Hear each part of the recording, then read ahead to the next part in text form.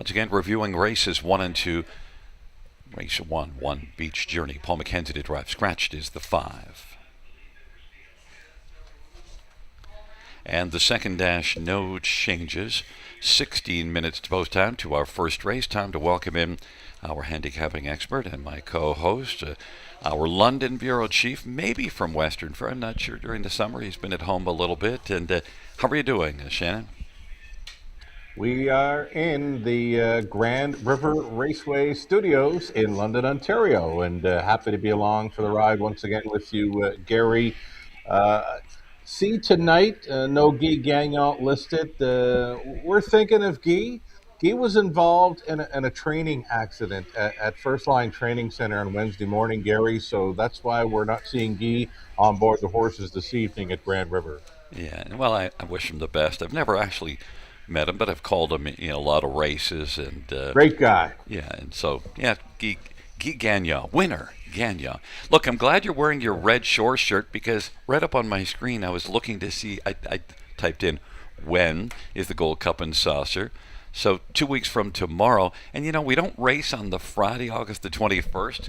So, if right. I know a guy that if he wanted to, head on to Charlottetown, he could get there. Could, and he's probably thinking about it. I've been to a lot of Gold Cup and Saucers in my day, and I'm not sure I'm going to get there this year, but what a lineup of horses. I mean, folks have put out some pretty big money for some new horse flesh to show up in Prince Edward Island in a couple of weeks to race it in the big one, $100,000 purse for Red Shores at Charlottetown.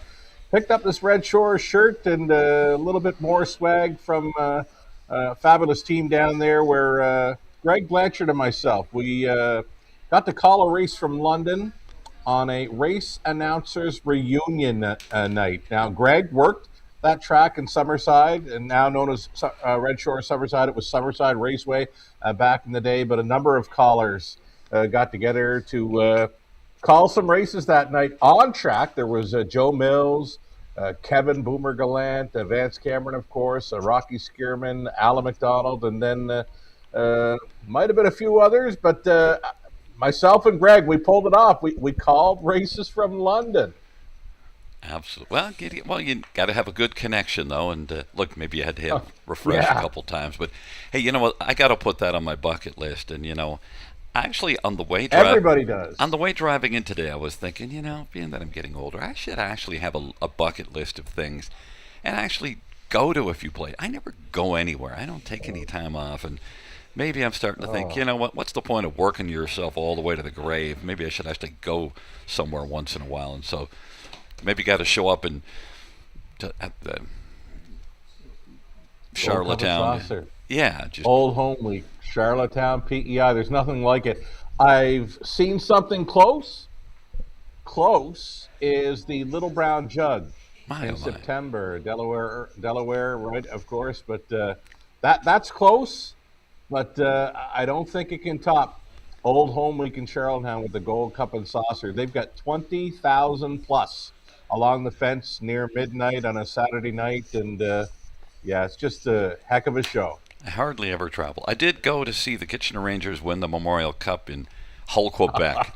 That's about 45 years ago. But I was there the whole week, and they capped it off with a win, so that was great. In fact, the first game of the tournament, they lost 10-4, and I thought, man, oh man, that took all this time to go up here. I was going to say I took time off from work, but I think the reason why I was able to go is I wasn't working at the time, kind of, as they say, between assignments. And right. That's the only time I've ever been on a holiday in my life is between assignments, because I've never actually taken a day off work and gone anywhere. I've only missed 2 days of work in my life, and that was to have surgery. So, well, you know what? You have to enjoy yourself. But if you're enjoying yourself calling races, I mean, it's as good as a vacation. I know for me, sometimes when they put me to work, calling races or taking part in a broadcast like this, this is not work for me, and it might not be work for you either, Gary. Yeah, I was in for brain surgery, and they said, you know what? I don't think it's fixable. I'm just kidding. Man. No, it was a different surgery. I said, no, we just can't. Sorry, it's not fixable. And anyway, look, you know what? We'll leave on that note. We're going to be back at 8 minutes to post time, and we'll take a look at the pick five.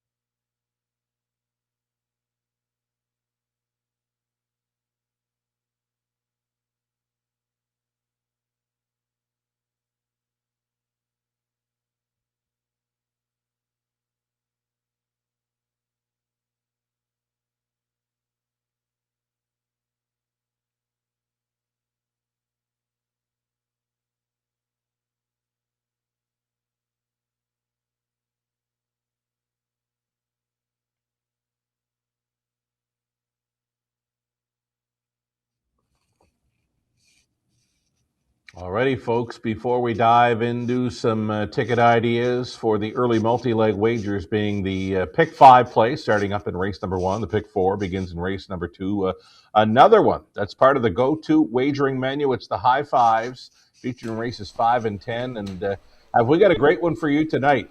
Over $9,000 carrying over into race number 5, the high five play, non-jackpot, of course.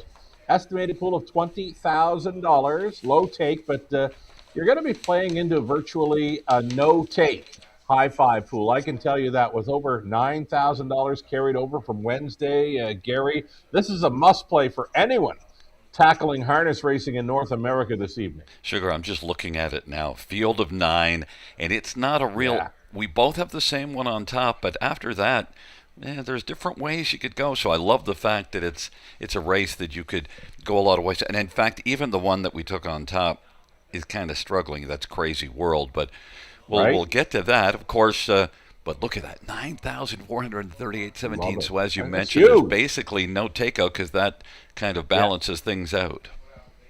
Yeah, players are always looking for lower takeout and this and that. But again, if you're playing this race 5, non-jackpot high 5 opportunity, you're virtually going to be playing in to a no-take pool. It's a must-play if you're on harness. Yeah. Into harness tonight at North America. I agree with you, but you know what we should get to first? Because it's 8 minutes to post time, and I know you did a lot of work here. I also think the pick 5, it's really, I think the first pick 5 is really hard to get.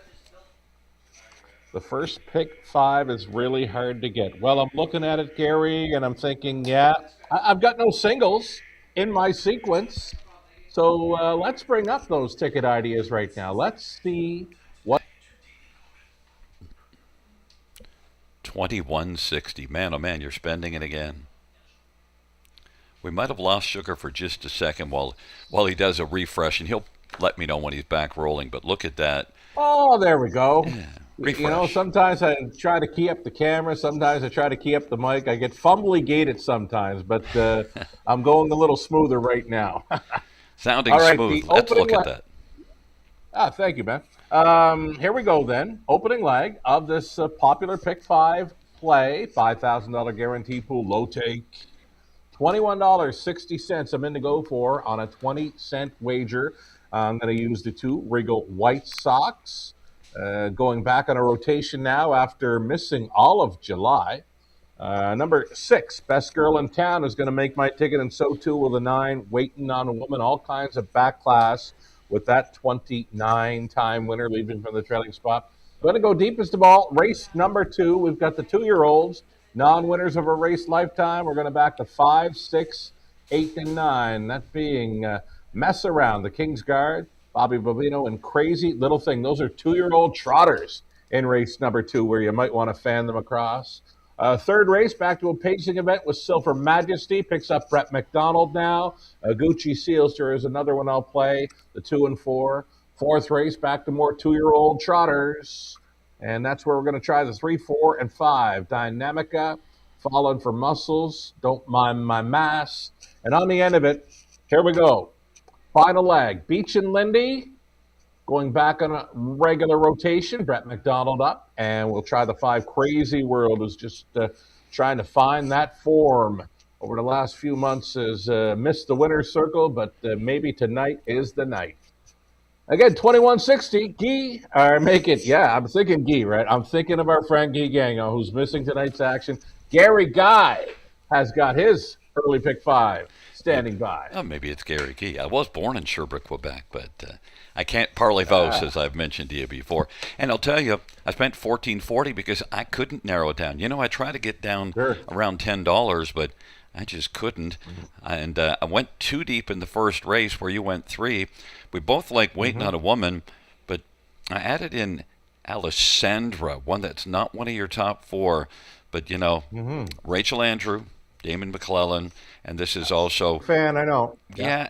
And look, I saw this one win at Georgian Downs June the 20th. Went to the front, and last time out at Georgian, went to the front. Raced well in 56-3, and as I've mentioned a lot of times, that track doesn't yield particularly quick times. I just think Alessandra is likely to bounce back and be much more of a factor than you might think. And currently he's on the board at 7-1. The money's on Beach Journey. That's my third choice, but I went only too deep, so already I might get knocked out in that first leg. In the second leg, well, I have 2 of yours, but I stopped there. I just used your top 2, and that's the Mess Around and the King's Guard. So you used 4. That's part of where my price gets cheaper. I only used your top 2. And then if you look at the third race, well, we're looking at it pretty similarly. In fact, I added one. I added Stag Royal, and you might wonder about that. Well, that was your third choice. You went too deep. But Stag Royal is one that's off form, but also I've seen this one in the past race extremely well. Won here in 52-1 last year. Just this year, boy, it's not happening for Stag Royal, but I thought maybe getting away from Mohawk, coming in here, Paul McKenzie driving, might be able to get rolling. Fourth race, we're looking at it the very same way. I got those middle 3, the 3, 4, and 5. We both like the 4 on top, so we're looking at that race almost identically. And in the fifth race, we both have Crazy World, but I added the Magic Moment instead of Beach and Lindy. I know the Magic Moment has that post 8, but I just think this is one that I've seen this one win a lot. Won 12 out of 20 last year. Has a lot of talent, and the Magic Moment is one that raced really well here last race before tiring in the late, going as the favorite, but I think is capable of, again, being a big factor. Yeah, you might be right with the Magic Moment. The key for that horse will be to follow a helmet tonight, I'm thinking. So moving right along, we've got one more early pick 5 ticket to take a peek at. This one for a friend of the show, Connolly Ecclestone, who's looking for a big bounce back effort with his selection tonight. Connolly's early pick 5. Let's bring it up, and he's going back to that $28.80 price on a 20-cent wager. The opening leg for Connolly's early pick 5. He's went the way of 2, 6, and 9. We are on the same exact page. Connolly, let's go. Over to race number 2. Connolly opting for the 1, 6, 8. No More Children, the King's Guard, and Bobby Bovino. Again, it's 2-year-old trotters. Lots of inexperience there. Race number 2. The third race, Connolly opting for the 2, Silver Majesty, and 4, Gucci Sealster. Another one where we're going to be on the same page, both using 2 and 4 in there. The fourth race for Connolly is on 3, Dynamica, as well as 9, Otala Hanover. And then on the end of it, Connolly electing to go 4 deep in that high 5 carryover race. 3, Kiss My Bet, the 5, Crazy World. Number 6, Brightside Maceo. And outside to the Magic Moment. Again, if you're playing along with Connolly, you'll need about $28.80 to go along for his ride. One more time for that non-jackpot high 5 carryover in the 5th. If you're playing harness in North America tonight, folks, you'll want to get in on that. It's over $9,000 carryover money for that super high 5. Again, it's a non-jackpot play. You're likely going to be playing into a pool that will feature no takeout. Likely a minus on the takeout there, because that's a big pot to be carried over from Wednesday evening onto the Rivers 5th race tonight. Estimated pool to be $20,000. We had a carryover on Wednesday evening. It was a little over $5,000 for the early high 5, carried over into Wednesday. Almost $20,000 new money was put into that pool. So this here Super High Five carryover could really swell up tonight. Again, it's a must play. 9,438 and change. Add Sugar. it to the race. High five. Yes, Gary. You know what we should do? We should come on at the fifth race also at about 4 minutes to post time and map out a really good high five ticket because we only went a couple deep each of us. Let's nail down that high five, and we'll come on maybe at about 4 minutes to post time for the fifth race rather than just talk after the parade. Let's do it. Let's do it. By the way, the third race in the program tonight, the Stable Geniuses, and I was writing it on the wrong page. I wrote it on the fourth race, so not much of a genius here. And I misspelt genius, so obviously we know that the Stable Geniuses are here, but I'm not one of them. You'll be fine tonight, I'm sure, Gary. Let's go. Let's get it on the rails. Yeah.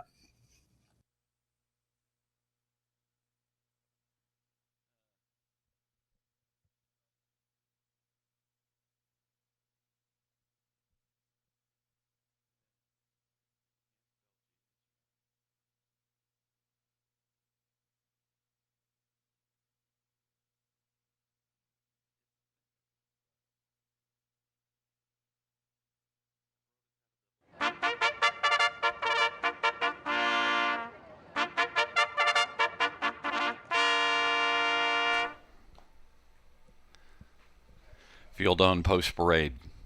One Beach Journey. Paul McKenzie for Guy Gagnon and Frederick Gagnon. Number 2, Regal White Sox, Brady Golliers for Cameron McQueen and Carl Davidson. Number 3, Stilton Gold, Sammy Filia for Harry Martin.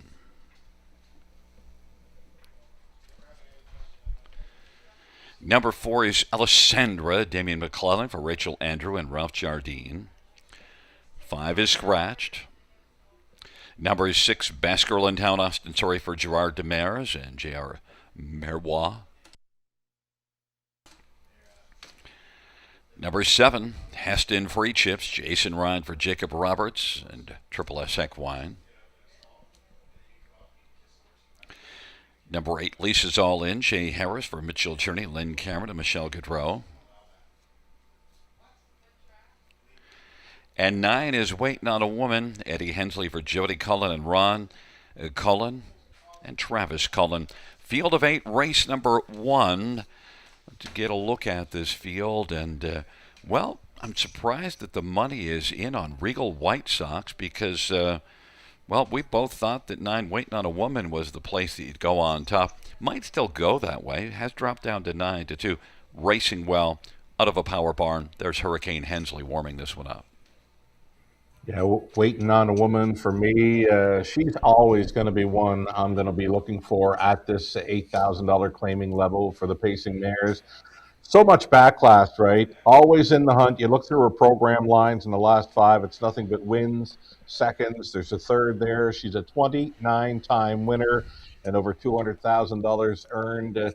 I don't think you can go wrong with backing this horse for a victory. And if it's not a victory, she should be right there with them. Yeah, one thing in the past we've noticed, a trailer post to nose on gate. Well, this is a trailer post to trailer post. Second last time up, beaten just 3/4 of a length by Snake Eyes Hanover. Waiting on a Woman can race from on or off the pace. Very good mare for Jody Cullen. They've had a lot of wins with Waiting on a Woman. 9-2. Might drop down further. 6, Best Girl in Town, Austin Sorry Gerard Demers. This is one that's got 8 wins in 23 starts in the year, so I can understand why you're in on 6, Best Girl in Town. Yeah, Austin goes back to this mare. I mean, normally he'd be driving for Rachel Andrew, his partner Rachel Andrew with the 4 Alessandra in here, but Austin 6 with the 6, Best Girl in Town. Coming in off some pretty good outings over Georgian Downs, where she's clocked miles in 56 and 57. Well, that could mean 54, 55 speed here tonight. Austin Sorry, Best Girl in Town, send her. I'll tell you. Austin opting off of a Rachel Andrew trained horse. Right. He might get some talking to. Well, 4-1 on Best Girl in Town. And How about number 2, Regal White Sox? You threw this one on to your pick 5, 9-5 on the board. Well, Cameron McQueen's put up some numbers. Brady Golyer's as well. So Regal White Sox. Yeah, she's a big daughter of Cattle Wash. Just a 3-year-old filly, but she's fitting in with these with the price tag. Her allowance goes up to $14,000. You had her at Flamborough. I had her in London. She was large back in the month of May. She raced a bit through June. She took all of July off, and now she's back on a regular rotation. Look for good things. Anytime a Cameron McQueen horse takes money, they're usually all right, Gary. Took all of July off. That could be a Yeah. plan, as we were talking on the opener. Freshen up. Yeah, how about number 8, Lisa's All In? Tough post assignment, but this is one that's been racing consistently well. Now, I'm not sure this is one I'd go to on top, but certainly one you can use somewhere on the ticket because hits the ticket just about every start. Always. I mean, she's 14 for 24 in the top 3. Last season, she's 19 for 42 in the top 3. And you can go through her lines and see nothing but runner-up finishes and thirds. It's been a while since she's hit the winner's circle, but she is always right there. Not a whole lot of gate speed, though, and it's the 8 hole. She's likely going to be back around 8th or 9th early. Yeah, and look, Lisa's All In comes in with 6 consecutive top 3 finishes. So, yeah, it's really been good of late. 19-1 would be one you could use somewhere on that super. Alessandra. I want to talk about Alessandra because you're not loving Alessandra, and yet I am.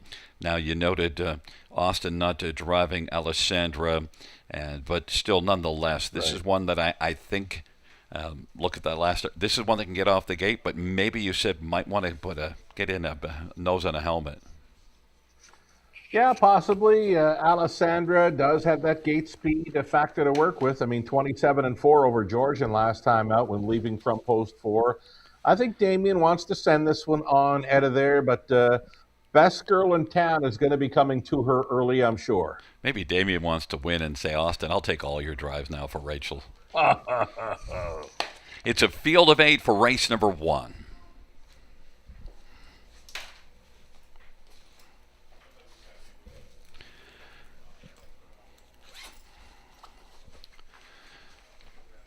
Field for race number 1 is approaching the start.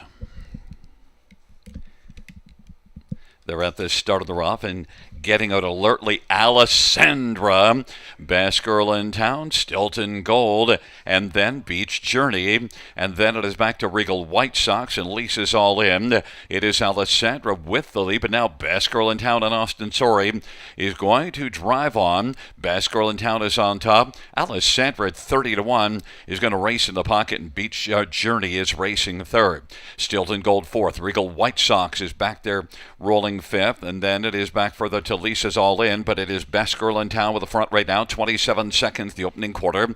Alessandra is second. Beach Journey is third. Stilton Gold now fourth, but coming to the outside, Regal White Sox, and also moving on the outside now as they work their way on around the turn. That's Waiting on a Woman is waiting no longer and is spotted second over and moving up on the back of Regal White Sox. And then it is back to the trailing pair, Lisa's All In and Beach Journey. Best girl in town, Alessandra is getting a good seat, and on the outside, Regal White Sox on the outside coming first over, half 56-4 off that 27 opening panel. Waiting on a Woman is racing second over fourth. Beach Journey is fifth down to the inside. They hustle on to three quarters. It's best girl in town. Leading best girl in town is on top by about a length and three quarters right now. Regal White Sox trying to grind away on the outside. Alessandra has been getting a trip. Three quarters, 125-4. Best girl in town, Alessandra. Regal White Sox and Beach Journey, and Waiting on a Woman is going to roll out wide, but has a lot of work to do. Best girl in town. Here comes Alessandra. Alessandra at 30-1 wants to take down best girl in town. Alessandra, best girl in town. Alessandra is getting closer, but best girl in town is going to hold off Alessandra. And up the inside, Beach Journey is going to get into a place photo with Alessandra. And then Stilton Gold, 155-2. Well, Sugar, Alessandra gave a scare to best girl in town, but then best girl in town proved that she is the best girl in town. She was the best girl in there, and Austin Story apparently made the right choice when selecting the sixth best girl in town to drive. Take nothing away from Alessandra. I know you liked this horse. You were on her bandwagon, and she just missed for you there at 30 to 1. Big number, finishing second there in the opener. Halfway down the lane, I'm thinking, I'm going to get a kickoff at 30 to 1 to start off a pick five. Oh, And it just wouldn't didn't that have been something? materialize. And, look, There would have been a, yeah. you can't take them all. And Best Girl in Town raced really No. well.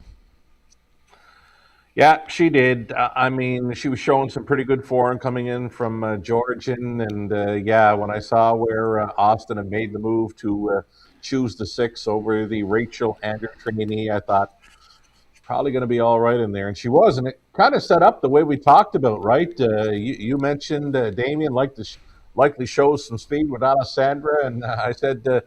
Not for long, likely best girl in town will be showing up, and it went like that. A pretty good lineup, 6 and 4, pretty good exactor coming back, I'm sure. Yeah, 6-4-1. And yeah, I was in on that four. I mean, obviously waiting on a one when we both had that one and had a second of a trip, but really didn't have anything. Right. I mean, gapped on the cover, right? That was a surprise to me. I was hoping she'd stay a little closer to that toe up, but it would not be tonight for waiting on a woman. Gary, this exactor is going to come back at $100 even. That's an excellent exactor. I used the 4-1 underneath the 9, but I should have used the 4-1 underneath the 6. There you go. Back in front of us, best girl in town, best in the first race. 5-year-old best of best Hanover Bay mare, owned by J.R. Merois. Gerard Demers, the trainer. Ninth win on the season, best girl in town. Victorious 155-2. That is a new career mark for best girl in town.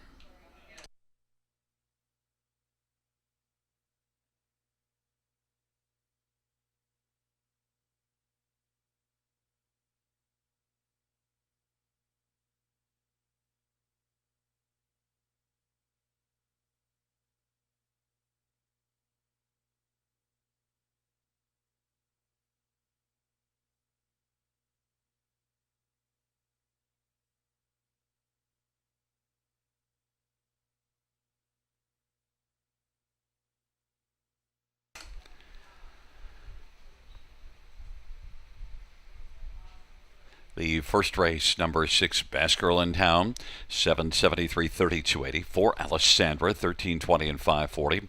1, Beach Journey, 340. $2 exactor, 99.80. Dollar try, 303.20. Dollar super, 635.30. 20-cent super, 127.06.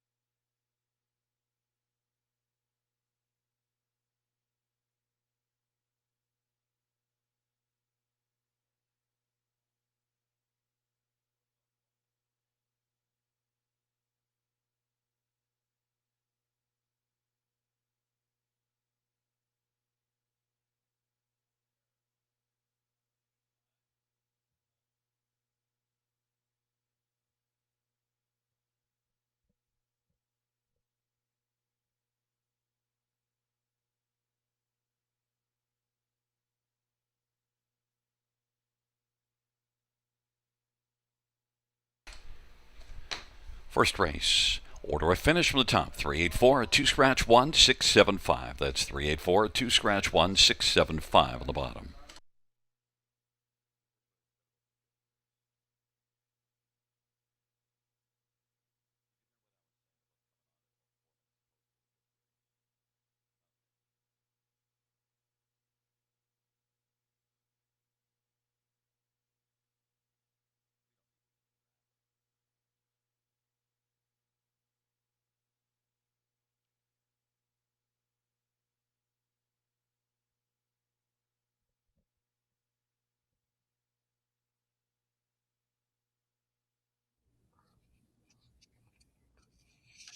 Alrighty, we are back, and we're gonna go diving right into race number 2. We've got some inexperienced trotters coming up. Races 2 and 4. Inexperienced 2-year-old trotters making up half of this pick 4 opportunity. $2,500 guaranteed pool. Low take. Go to wager here at Grand River Raceway. I'm in to go for $7.20 on a 20-cent wager. I'm going to go deepest of all right here to start things up. I want to get through this opening leg. It won't be easy. Opening up as a fave, number 2, Irish Exit, who does not make my ticket. I do, however, have the 5, 6, 8, and 9 covered here. Over to race number 3. Pacing event, I'm on 2, Silver Majesty. That's it in the 4. Gucci, Sealster. Then in race number 4, again, inexperienced trotters, right? Nemica, Falling for Muscles, Don't Mind My Mass. And on the end, pacing event, the High 5 carryover race. Beach and Lindy back on a regular rotation. Brett McDonald on board for Steve Charlton. And the 5 Crazy World trying to find that form with Garrett Rooney on board for Kathy Kachin.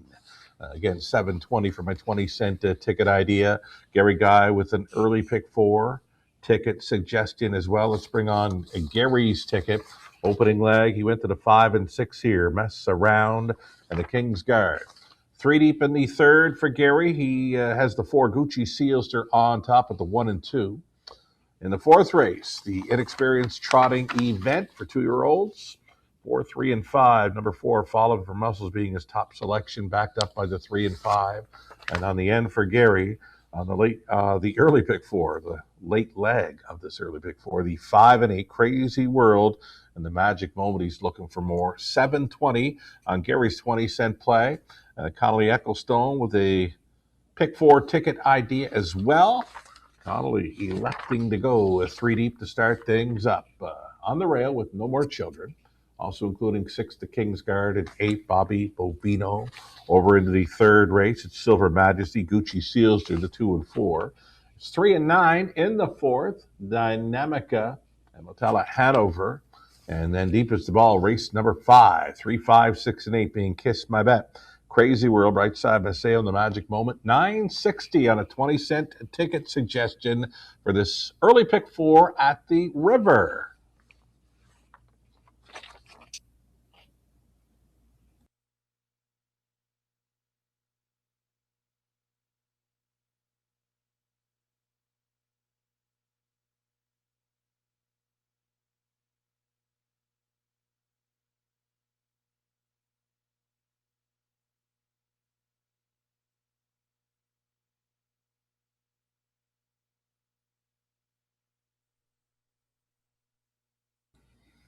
All right, one more reminder for horse players playing any kind of harness racing action tonight in North America. This is one you want to be in for. It's the High 5 carryover. Well over $9,000 added to the early High 5 pool in race number 5, a non-jackpot wager estimated pool $20,000, and there's still plenty of time to map out your best go on this High 5 carryover race.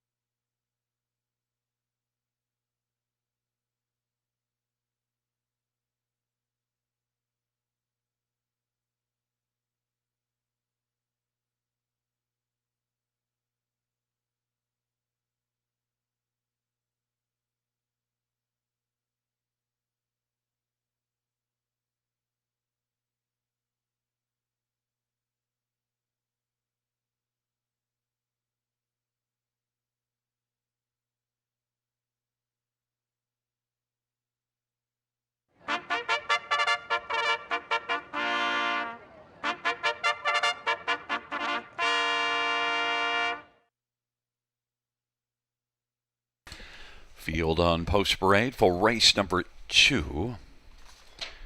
One is No More Children, Ryan Holiday for Dave Holiday and Listowel Livestock.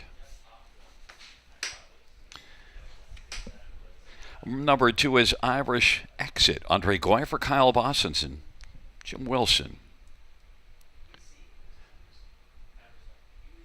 Number 3, Ray Sean Henniver, Blair Burgess for Corinne Olsen Burgess and Jeremy Kratz.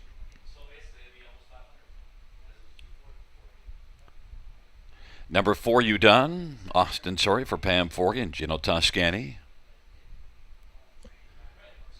5 is Mess Around, Jason Ryan for Nicolucci and Miller Farms. Number 6, The King's Guard, Brady Gollier for Robert Kyle Fellows and Yolanda Fellows and Blair and Erna Corbeil.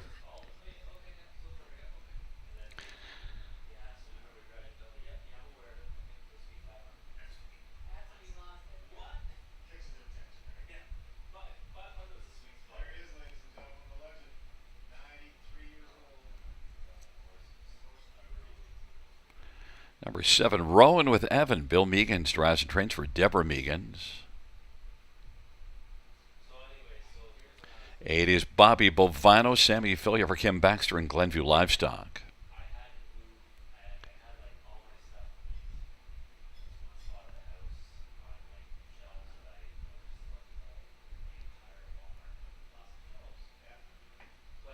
And number 9, Crazy Little Thing, J.B. Renault for Julie Walker and Nancy Holmes and Sebastien LeBlanc. Field of 9, race number 2. Let's get a look at this field. And we'll start with number 5, Mess Around, Jason Ron Nicolucci. And Nick's got a strong training record this year, as he often does. And Mess Around, one that's now making a second start. Yeah, I love this trotter tonight, Gary. Galloped on a muscle mass. I go back and I look at his replay from Kawartha. Left the rail, and I thought, why is he sitting 8? What happened? Well, look at the opening quarter, 28 flat. You're not going to see many 2-year-old trotters in their career debut staying close at a quarter and 28 flat. Though a great learning curve for him where he passed many horses late. I watched Jason navigating really good coming for home where he angled them through horses into the wide side and closed up best of all to be fourth. I really like that effort, and I think he's sitting on a great effort again here tonight. And another one that's getting a lot of love is number 6, The King's Guard. And I only went too deep on that ill-fated pick 5, so now we're on to the pick 4. And the King's Guard is one of the 2, your second choice. We both have the 5 and 6, and has also had one start. Problem is, made a break in the first start. Did make a break in that first start. He added the trotting hopples for that one after qualifying without them. And got put on the qualifying list immediately, and the trotting hopples stayed on, and they'll be on there tonight. Pretty good qualifier where he had the clean line, nice back half, 58-3, and he looked like he was outside for a long ways in there. So I'm seeing good things for number 6, the King's Guard. Gollier's on board for Fellows. Yeah, strong connections. And look, Yeah. I think it's primarily between those 2, but also number 8, Bobby Bovino, Sammy Filia for Kim Baxter. This is one that moved very well last time out, went to the front, and then was second, beaten half a length. Didn't get beat much at all. He wasn't packing it in, so to say, too badly either. I mean, that was when the weather came, right, that night? And we weren't sure what we were going to see with those young trotters making their career debuts. I mean, 2-year-old trotters on a rainy night with sloppy conditions. I mean, this horse raced really good. I don't mind this one at all at 5-1. Yeah, and look, 3 starts, 3 top 3s, so that's why you threw this one in after the 5 and 6. And number 9, Crazy Little Thing, one of the best songs of all time by Queen, J.B. Renault for Julie Walker. Yeah, not a bad little filly here, a daughter of AKA DK. There we go. It's a product of the Lexington sale, purchased down that way for $27,000 and qualified over Grand River Raceway, so is familiar with this 5/8 track. and had to start there the career debut where he sat fourth, or sat fourth throughout. Now, she was in the go before all the rains came. And you know what? She's just going to be trying to up her showing from last time out. But a top four finish would not surprise me. You know who I'd love to see win here? 7, Rowan with Evan and Bill Meegans. You remember that when Bill Meegans won, he set the record for oldest age at Western Fair, Yeah, oldest driver. And he London, had a yeah. flat tire on the way going to the track. And he was also, it said in the article that he was all by himself. He didn't have any help. So he had to change the tire, get to the track, Oh, get him warmed up, win the race, get them all back on the trailer, and drive them on home. I'll tell you, Billy is aging well. Whatever he's doing, that's the secret. yeah. He is the veteran of the sport here in Ontario, still going strong, well into his 90s now, and he's got a pretty good handful of this filly, daughter of Alarm Detector. Great to see him still doing what he loves. Obviously, he's those racing colors. Those are sponsored race colors, and I believe he put them on for that victory the night he won in London. So he's still wearing those sponsored colors. I just love that, and I love Billy showing Yep. that age is just a number. It's a big number, but it's a number that he could still win with, and plus I love Yep. the story that he had to change a flat tire and he was all by himself, and just Wow. he's not slowing down. He's in here, so I'd love to see Rowan with Evan, but you know what? We both have 5 mess around and 6 the King's Guard is the top 2. It is a field of young trotters, so anything can happen, Sugar. For sure. Buckle up. It's a field of 9, the second dash on a fabulous Friday night as we are gathered at the river.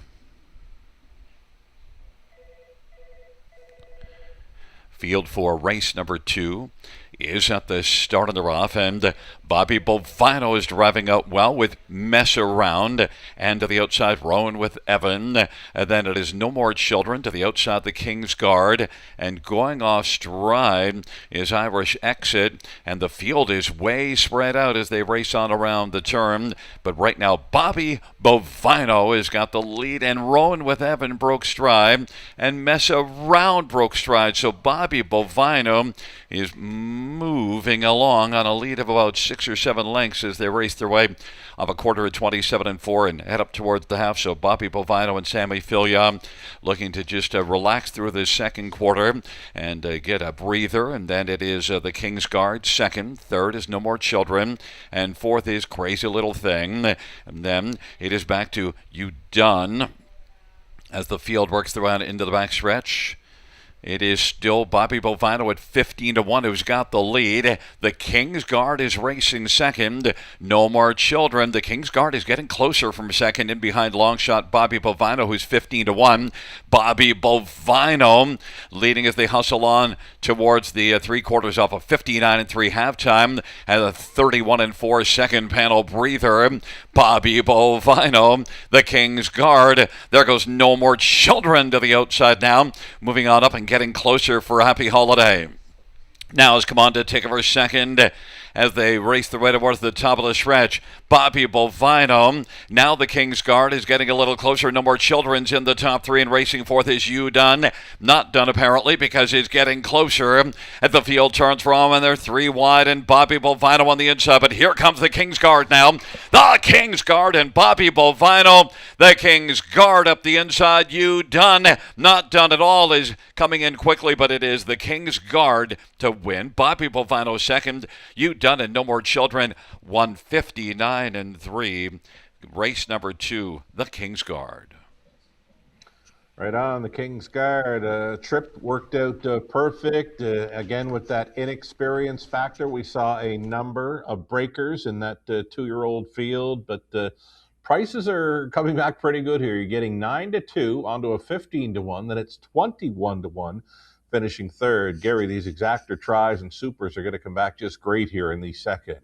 You know, and I told you that I thought tonight's card, obviously we had no singles on any of the multi-legs, even into later in the program. I thought this was a night where we'd get prices, and so far things are working out exactly that way. Mile of 59 and 3. The King's Guard, it was unfortunate that Rowan with Evan went off stride. You know who raced really well? You Dunn up the inside. And, of course, Bobby Oh, Bovino. Boy, that one gave a big, they gave you a shot here to score a nice ticket with your pick 5 alive because you went 4 deep and used 8 Bobby Bovino as well. right. Yeah, I think you want to go deep in these young trotting races. Bobby Bovino did well enough to stay on for second. The King's Guard shows up, but you're right that you done certainly one to be looking for next time. Wasn't done at all. And look, Hmm. had 3 qualifiers, and so now this is one off of that first start now.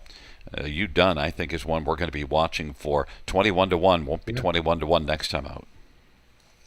Yeah, you know what? All those qualifiers for you done, Gary, they were back in June as well. So maybe that young filly's been with Pam Forney for a while now. Austin Sorey certainly did a fine job of bringing that one up the inside because those young horses, a lot of times, they won't go up that passing lane. Well, number 6, the King's Guard, 2-year-old King of the North brown colt, owned by Yolanda Fellows Yeah. and Blair and Erna Corbeil in Windermere Stable. Robert Kyle Fellows is the winning trainer. It's the first win for the King's Guard and just a second career start. Mile recorded in 1:59 and 3.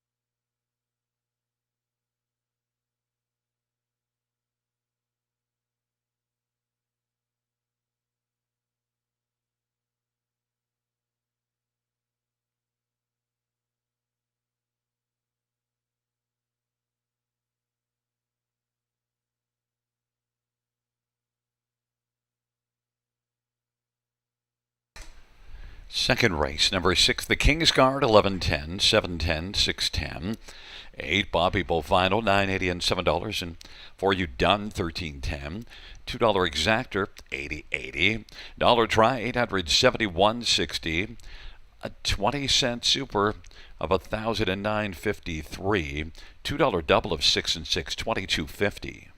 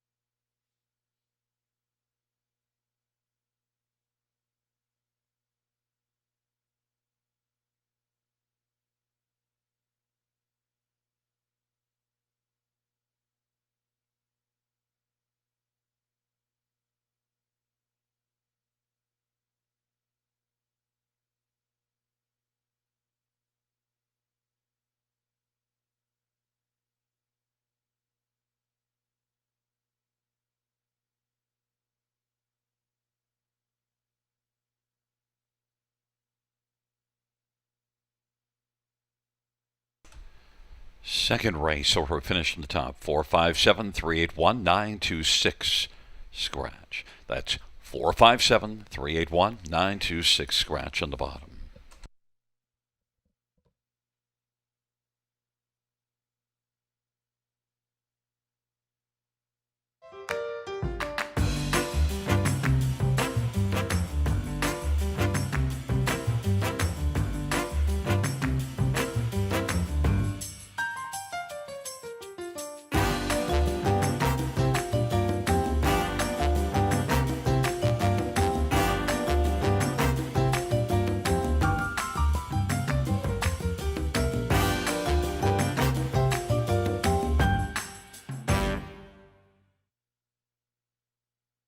Winback Farm graduates are born to compete and raised to win and have made over $480 million and have won over 50,000 times. Yearlings for sale at Goshen, Ohio, Lexington, London, and Harrisburg.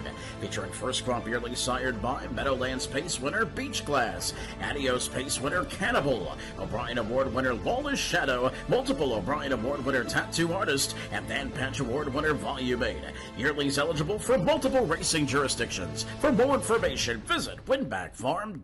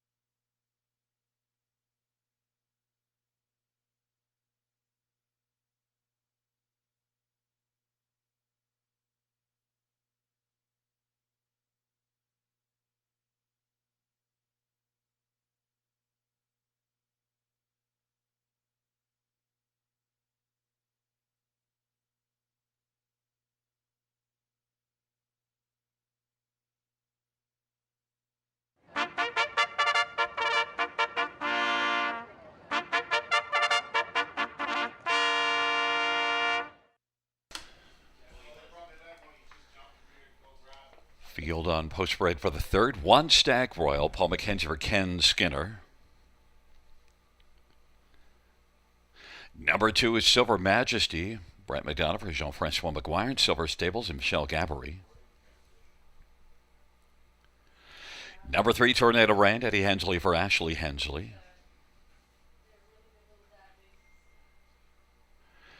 Number 4, Gucci Sealster, Sammy Follier for Jamie Copley and Jacob Copley and Pamela Gentra.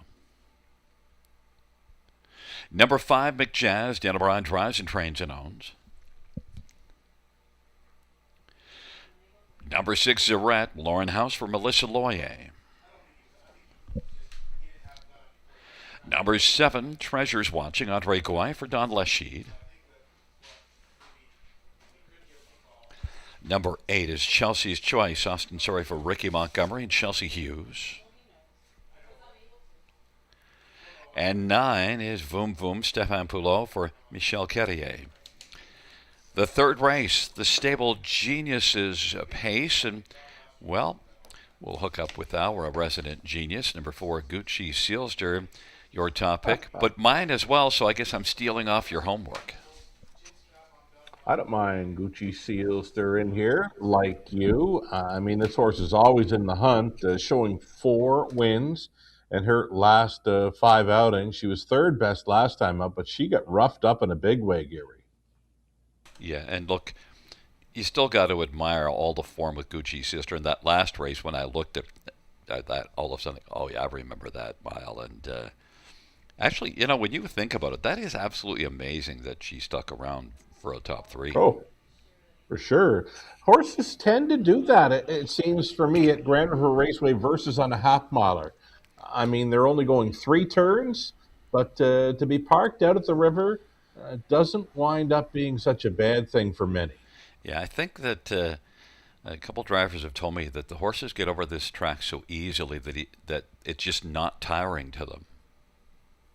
I could get along with that. I agree with that too. The turns don't seem to bother these horses. I mean, a lot of horses can travel first up forever and still be attacking late. And yeah, I think this track plays pretty fair to many. Number 2, Silver Majesty. The first 2 legs of the pick 5, your second selection came in. Fortunately, you went deep enough that you're still alive, which I'm not. So your second one here, if we follow that trend, Silver Majesty, Brett McDonald. Yeah, here's another mare that's always in the hunt. Shows an IX last time out around the halftime station. Was able to pass a few horses, finish up in 4th at the river, but the start before that, that's the one I like. When riding along up close, she was at the quarter mile 26-3 on top and gave it up to ride along up close and still just missed by a neck, a second best in a 53 and 2 miles. So I'm liking 53 speed for this bunch, and both the 2 and 4 can do it. After Gucci Sealster, who's getting all the love at even money, the inside 2 is where the money is going next. And number 1, Stag Royal. I threw this one on the multi-legs. The form isn't good, but I've seen Stag Royal race so well in the past. Winless this year, though. Wouldn't be surprised to see me get knocked out of my multi-legs without playing this one, Stag Royal. You mentioned that there's some backlash with this mare. It's been a while since she's posed for a winner's circle photo, but I'm hoping it's not tonight. Well, you know, Stag Royal, you get Paul McKenzie and for Ken Skinner, and Paul is just a change, hasn't been driving this one, so maybe just a different set of hands. And, well, yeah. Change of hands and a change of scenery. Yeah, and so you're changing up a couple things, and I'd like to see a little gate speed, though. Okay. She did show it way back on the bottom of her chart lines there, late June, sat 2 at a quarter 26-3 at Mohawk. Just not sure I could see the speed coming from the inside post, though, Gary. If you're looking for speed from this one, I'd rather see her leaving post 4, 5, or 6. Right. She does show a 50 and 3 mile recently, early in July, and that was in a much tougher class, a condition 30,000 purse at Mohawk. Stag Royal could bounce back here and be a factor 5-1. How about number 8, Chelsea's Choice? This is both of us use this one as our fourth choice. I like this mare. I'm just not sure what kind of trip she's going to be able to work out from the 8 hole, because it doesn't appear she's got a whole lot of gate blasting speed. But yeah, she could ever find a spot, maybe in the front half of the field, even 6 or even 7. I could see her getting a big piece here. You know who took a little bit of money is number 3, Tornado Rain. It's Eddie Hensley for Ashley Hensley. Yeah, kind of just trying to find that form, right? Took a lot of June off, has come back, has got a 4th, and then last time out, looked to be interfered with, was ninth and placed 8th. So Tornado Rain just trying to turn things around for Team Hensley. One that was storming last year, but this year is 0 for Yeah. 24 in the win column. It's a field of 9, the third race, the Stable Geniuses pace, and they're approaching the start.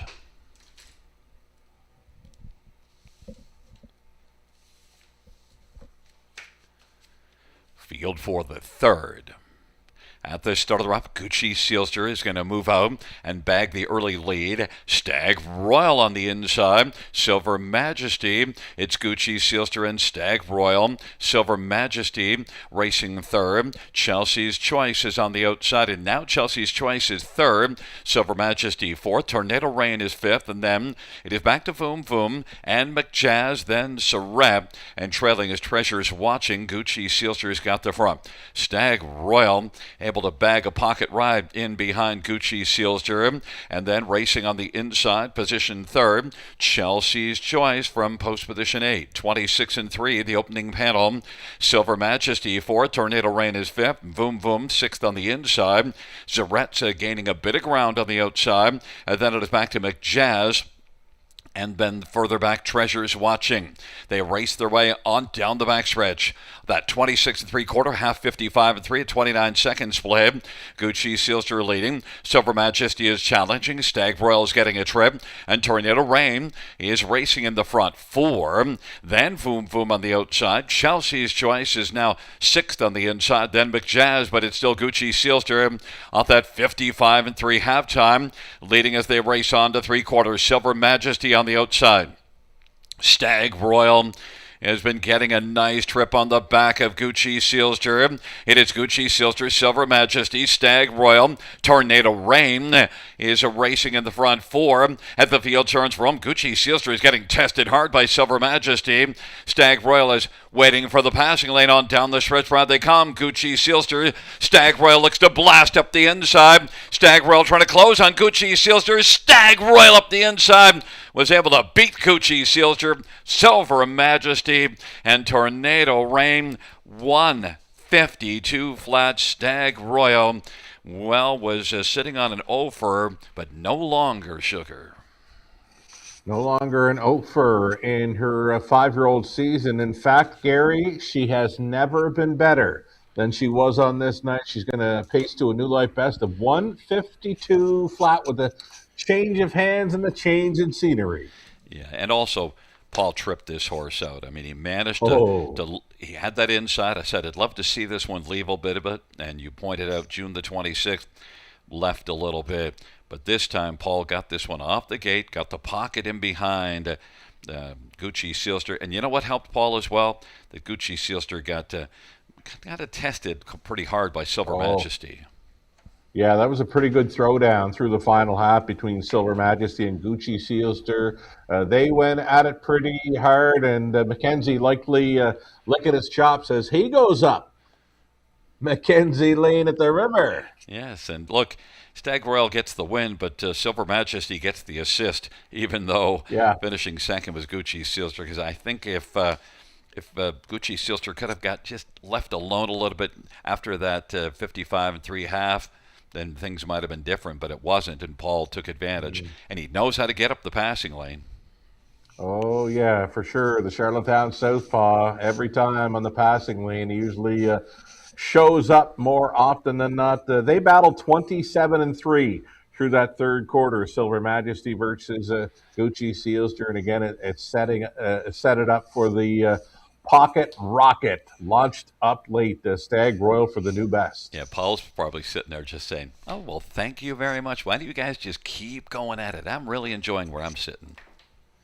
Oh, it just set up perfectly for this mare. I didn't see her getting away as well as she did, but we talked about what she got for some early speed. Well, we did point towards that start at Woodbine Mohawk Park in June. Paul McKenzie has a pretty good. Well, he knows his way around the river, and now he knows how to get them off the rail. Well, more than 9,500 career driving wins. And Oh, one thing we know, Paul can read a program.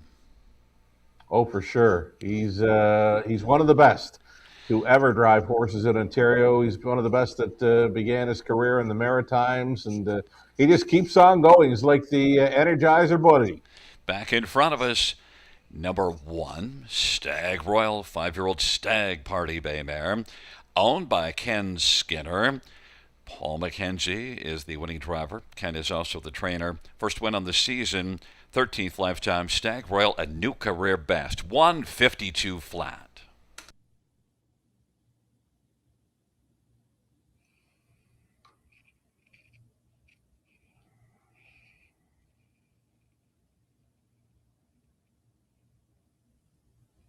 Out trackside for the third race winners photo, we have the stable geniuses looking smart here on a Friday night at the river.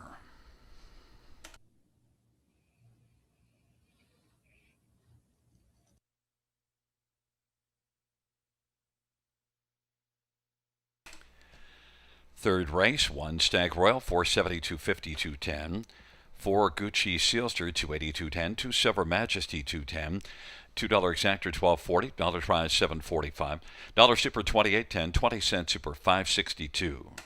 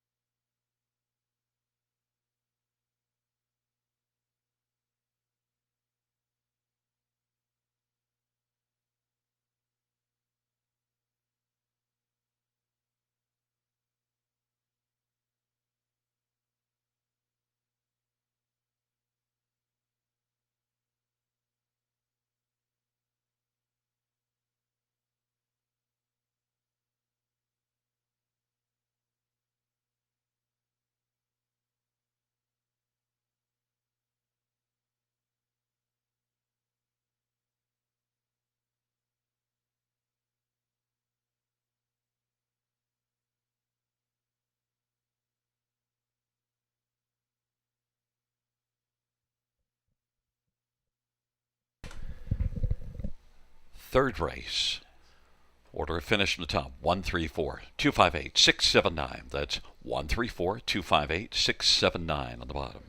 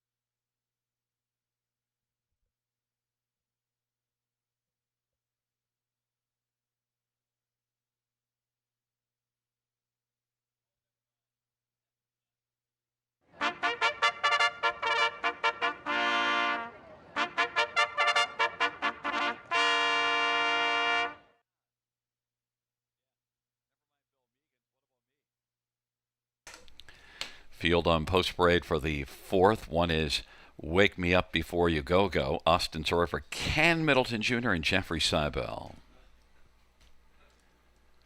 Number 2 is Pauline's Molly. Anthony Hahn for Shane Weber and Tom and Elizabeth Rankin. Number 3 is Dynamica. Jason Ryan for Jacques Dupont. Number 4 is Fallen for Muscles. Sammy Fillier for Jeff McGuire and Jean Mandu. And Ashley Bailey. Number 5 is Don't Mind My Mass. Jay Harris for Paul Cameron and Jamie Cameron and Arnold Torshak. Number 6, Buffrey Strikes. Bill Meegans, Rides and Trains for Deborah Meegans and Beth Lasac. Beth Lasac Lang. Number 7 is Romalie Armitage. Paul McKenzie for Gino Toscani. Number 8 is Cornero Kid. J.B. Rono for Julie Walker and Paul Palillo and Dr. Terry Fried. And 9 is Motella Hennifer Garrett Rooney for Steve Bossens and Steve Palermo and Todd Coleman and Derek Reed.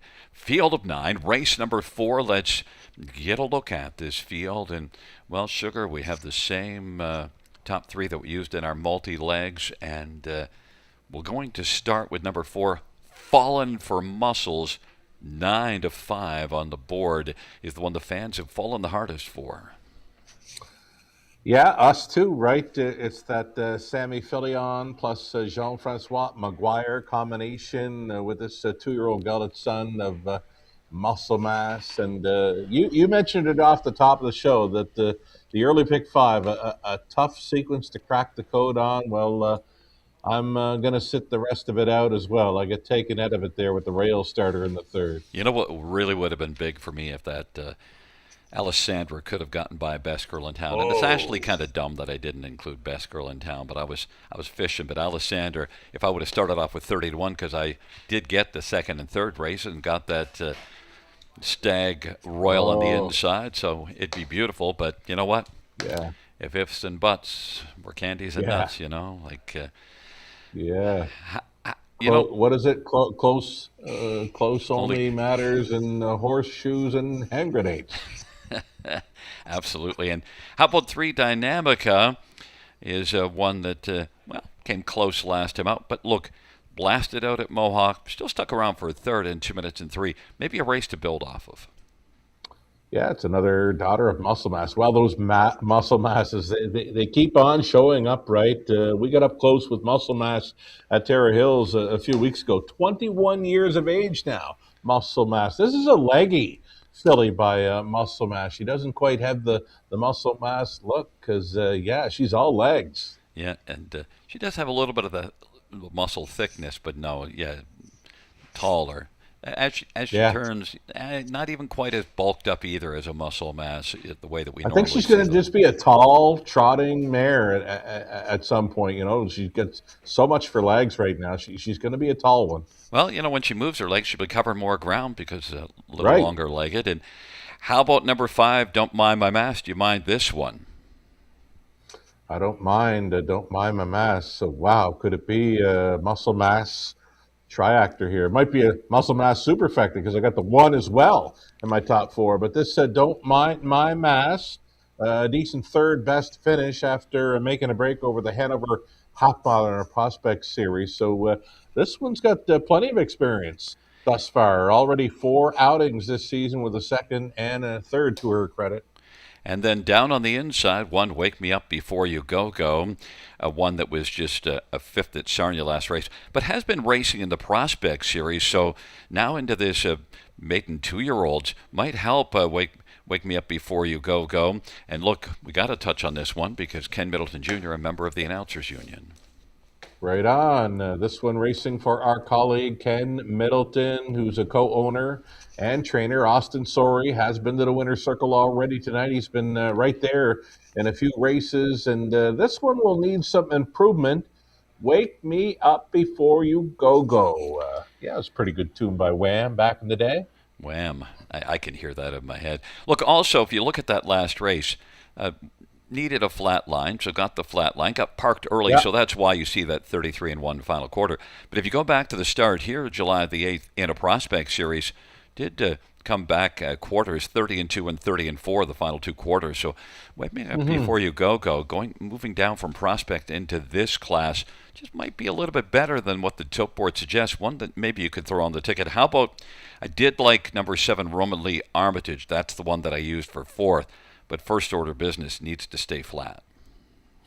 Stay flat, but you're getting that hot barn of Gino Toscani. Gino's been winning on a regular basis over the last week or so at Grand River Raceway. Yeah, and this is one that was 5-2 last time out, so took a fair amount of action. Romalie Armitage and Paul McKenzie. Paul, fresh off a win. Yeah, it was that rainy night, right? I'm seeing the sloppy going, and I remember that night for those young trotters, it wasn't pretty. Well, it's a pretty night tonight. A little bit of some clouds, but a lot of blue skies as well. Fast track. Field of 9. The fourth race is the Tri-City Sociables trot from Tri-City Sociables, socializing on a Friday night here at Grand River Raceway.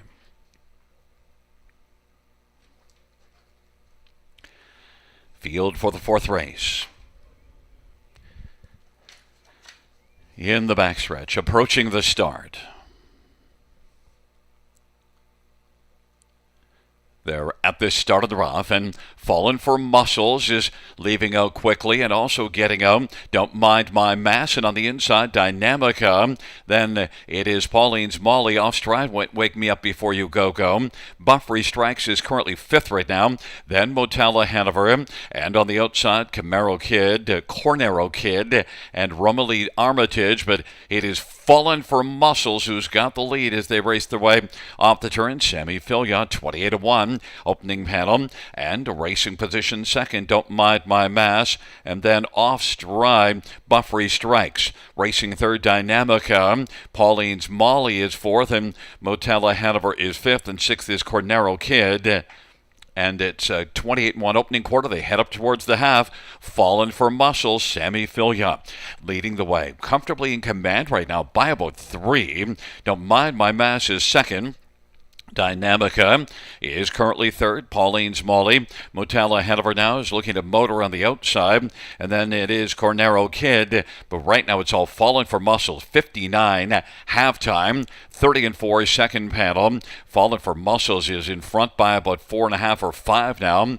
Don't Mind My Mass is currently minding second. Dynamica third. Motella Hanover on the outside. Then Pauline's Molly and Cornero Kid off a 59 half. 3/4 is put up in 128-4. And now Don't Mind My Mass is getting a little closer to Fallen for Muscles. And now it's going to step to the outside. Don't Mind My Mass looking to track down Fallen for Muscles. And it is Don't Mind My Mass who's coming on now to take a slim lead. And now Motella Hanover on the outside as the field turns for home. Down the stretch they come. Don't Mind My Mass. Fallen for Muscles on the inside trying to fight back. And then Motella Hanover as they come to the finish. It's Don't Mind My Mass who's the winner. Then it is Motella Hanover. Second amount of 159-3. Don't Mind My Mass. 159-3. That was a pretty good trot. The young rookie trotters putting on a pretty good show there with a 5 across finish in the end. Number 5, Don't Mind My Mass, gets up to get it all. And I like that leader, though. Fallen for Muscles has a great way of going. I watched him closely up the backside. Such an easy-going stride. I'm going to look for him next time. Yeah, and look, still very young in her career. And muscle mass a gelding. But this filly gets the job done for Paul Cameron and, Jay Harris, Paul Cameron. Look, Don't Mind My Mass is one that you just got to love the way this one was able to come on and get the better of Fallen for Muscles, who did the work early off that 59 half. Yeah, some pretty ambitious fractions there for the 2-year-old trotters, 28-1, and not much of a breather. 59.5, then 128-4, cranked it up through the third quarter, and that's a nice maiden mark for this daughter of Muscle Mass. Don't Mind My Mass. We talked about her having plenty of experience. Now she's a winner in her fifth career outing. Nice trip. And number 9, Motala Hanover. We didn't talk about this one because made a Mm-hmm. break, so we kind of wanted to see a start. You do see that 28 and 2 third panel in that last start. That was just the career debut, but now Motala Hanover is one because it was closing well to finish second, one that we'll have to pay attention in the next start. 100%. Circle that one up big time for next time. Took some late action in there, actually, as well, Gary. A third choice at 5-2. Yeah, and understandable because had flashed the ability, but you kind of Yeah. had to think, well, what do you want to do about making a break? And then it's the trailer post for a young trotter, so you had reason to kind of opt out. We opted out, but we're going to have to opt in to next start. Oh, young trotters for Palermo and Boston's when they combine, look out. And it's back in front of us, number 5, Don't Mind My Mass. Jay Harris for trainer Paul Cameron. The owners Paul and Jamie Cameron and Arnold's Horseshack. Don't Mind My Mass is a 2-year-old Muscle Mass Bay filly. Don't Mind My Mass first lifetime win. And out trackside we'll have the Tri-City Sociables group socializing for a Friday night here at Grand River Raceway. The Tri-City Sociables.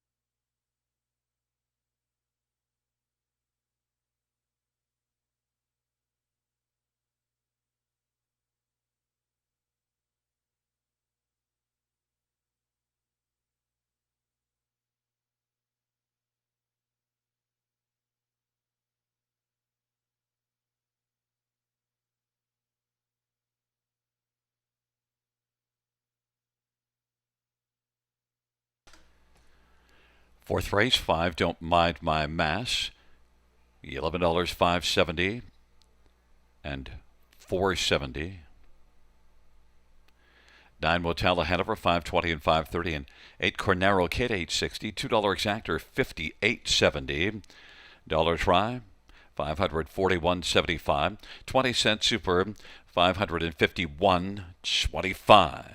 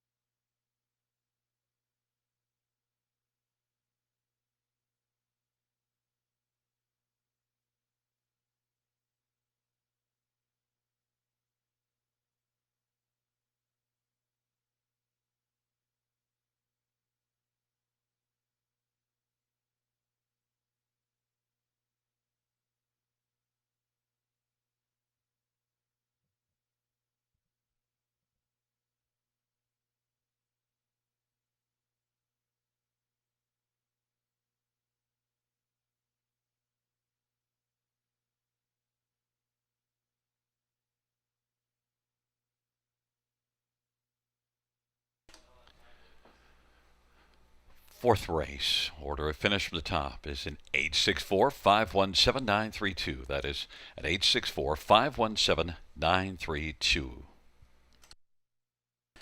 Note the fifth race going to post in 4 minutes, and we do have that large carryover into the Pick 5 pool, the High 5 pool, I should call it, the High 5 pool. Wow, look at that. Carryover, $9,438. Heck, I'll throw in the 17 cents. And maybe Sugar's around. Are you there, buddy? I'm here. Yeah, I'm waiting on this one. I've been waiting on this high five carryover. So listen, I don't think it's crazy to use the 5-horse on top here, Crazy World. I mean, obviously Crazy World comes in not in top form, but gets away from Mohawk and shows enough speed that this could be a good spot for Crazy World. You know, I like that this high five carryover race, and it's an end leg for all those early multi-leg wagers, so you can go back and check out the will pays to see who people have been backing early on tonight's program for race 5.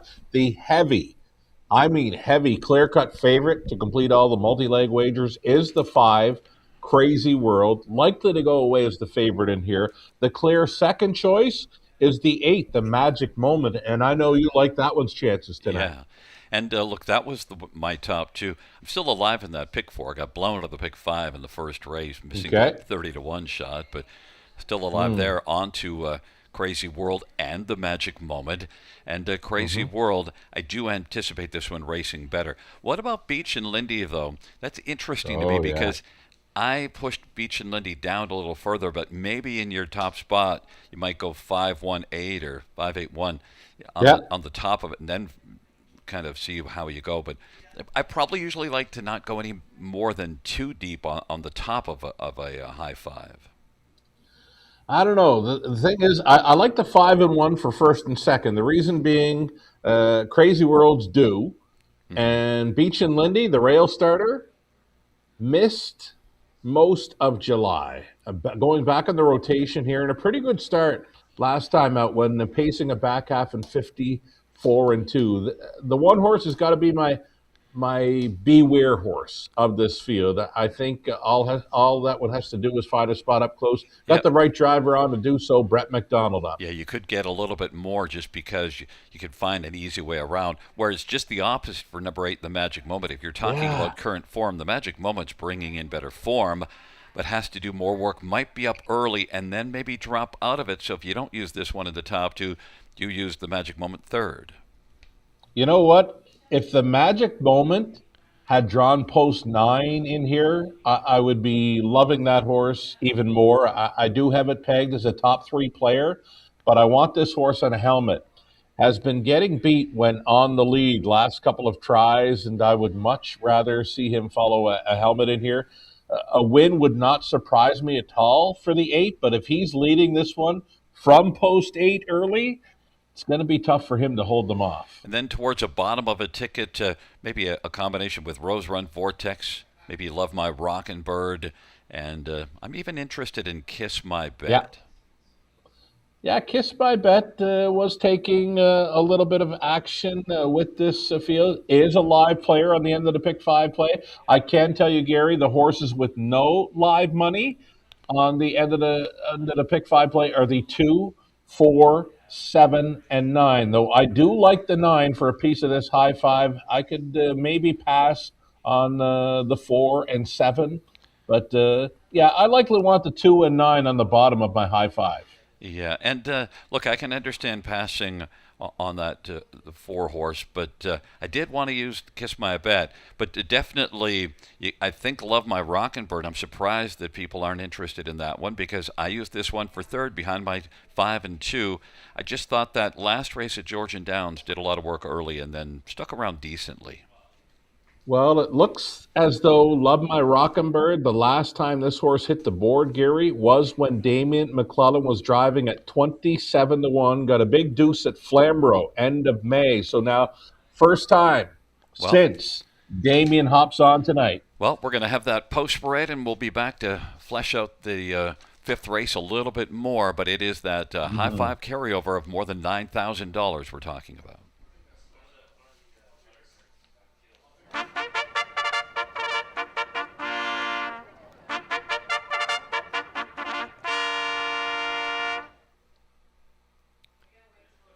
On post parade for the 5th, one is Beach and Lindy, Brett McDonough for Stephen Charlton.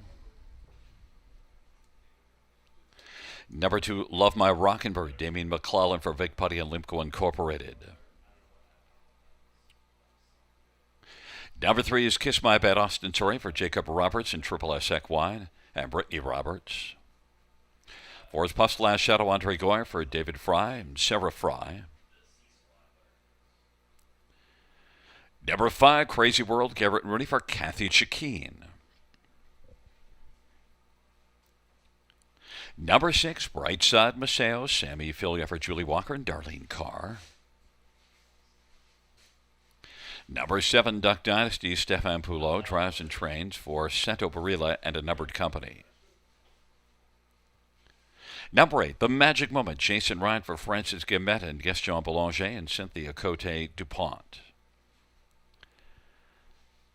9 is Rose Run Vortex, Paul McKenzie for Terry Gilland and Elaine Lord. Let's get a look at this field. The High 5 5th race, carryover of more than $9,000. And, well, the first one we're going to get a look at will be number 5, Crazy World. Now, the question will be, what kind of trip does this one map out? Because I haven't seen this one leaving if you're looking on the program page. And, in fact, July the 10th here didn't leave, had post 2 and got away 7th. Well, Crazy World, I don't think it matters if this horse is blasting off. I don't want him blasting to the lead, but he's more than capable of doing just that. I just want to see him in the front half of the field early. We saw Garrett Rooney go a pretty good trick with that young trotter Motella Hanover in the 4th to be second best. Well, I'm happy that Garrett has had a drive already tonight where he was in play. So let's put this one in play at 6-5, Crazy World. Hey, Gary, yes, we are well up and over $20,000 already in that estimated High 5 pool. That is over $11,000 new money combined with the $9,000 carryover. This is going to be a huge pool. Yeah, and Crazy World also, if this one doesn't leave a bunch, well, last time out, came a back half of 53-4 at Mohawk. So don't be too concerned if Crazy World doesn't get off the gate too well, because he's showed some crazy late speed in that last one. Beach and Lindy, I went to this one further down my ticket, but I know that Beach and Lindy's got some back class. It's just this is one, obviously I didn't want to use on top because 3 wins in the past 47 and just a couple of runner-up finishes, but Beach and Lindy is a veteran with back class. Tell you what, if he wins this race tonight as an 11-year-old, he's going to have a seasonal best, and he's going to go quicker than he won in last year over Flamborough. It was 55-1. He's gotten to the winner's circle at Woodbine Mohawk Park, 55-2. He wants to go 52 or 53 to win this one tonight. Yeah, and it's within him. He's a veteran that's done a lot of nice work. And last race, he finished up with a 54-2 final quarter, so he comes in at least showing some eagerness. Number 8, The Magic Moment. It's only the post position, but as you mentioned, maybe we'd like to see following a horse rather than on the lead, because pace setter in each of the last couple and gave it up late. If I had this horse on top in the High 5, I'd never want him on the lead. That's just the way I'm viewing it, where his last couple of losses have come when being on top early. I mean, 2 back, he's home in 31 flat. He was a little bit better last time out, finished up in 29 a bit, paced him out 52-4, but still, horses can get a little stale when they've been on the lead and getting beat. So a helmet all day for me if backing number 8 in the top spot. Tell you one thing, he wasn't stale at all last year. 12 wins in 20 starts, so he had a lot of magic last year. It's been different this year, 2 wins in 14. How about number 9, Rose Run Vortex is sitting at 30-1, and you're using this one a little further down the ticket, but still onto the ticket.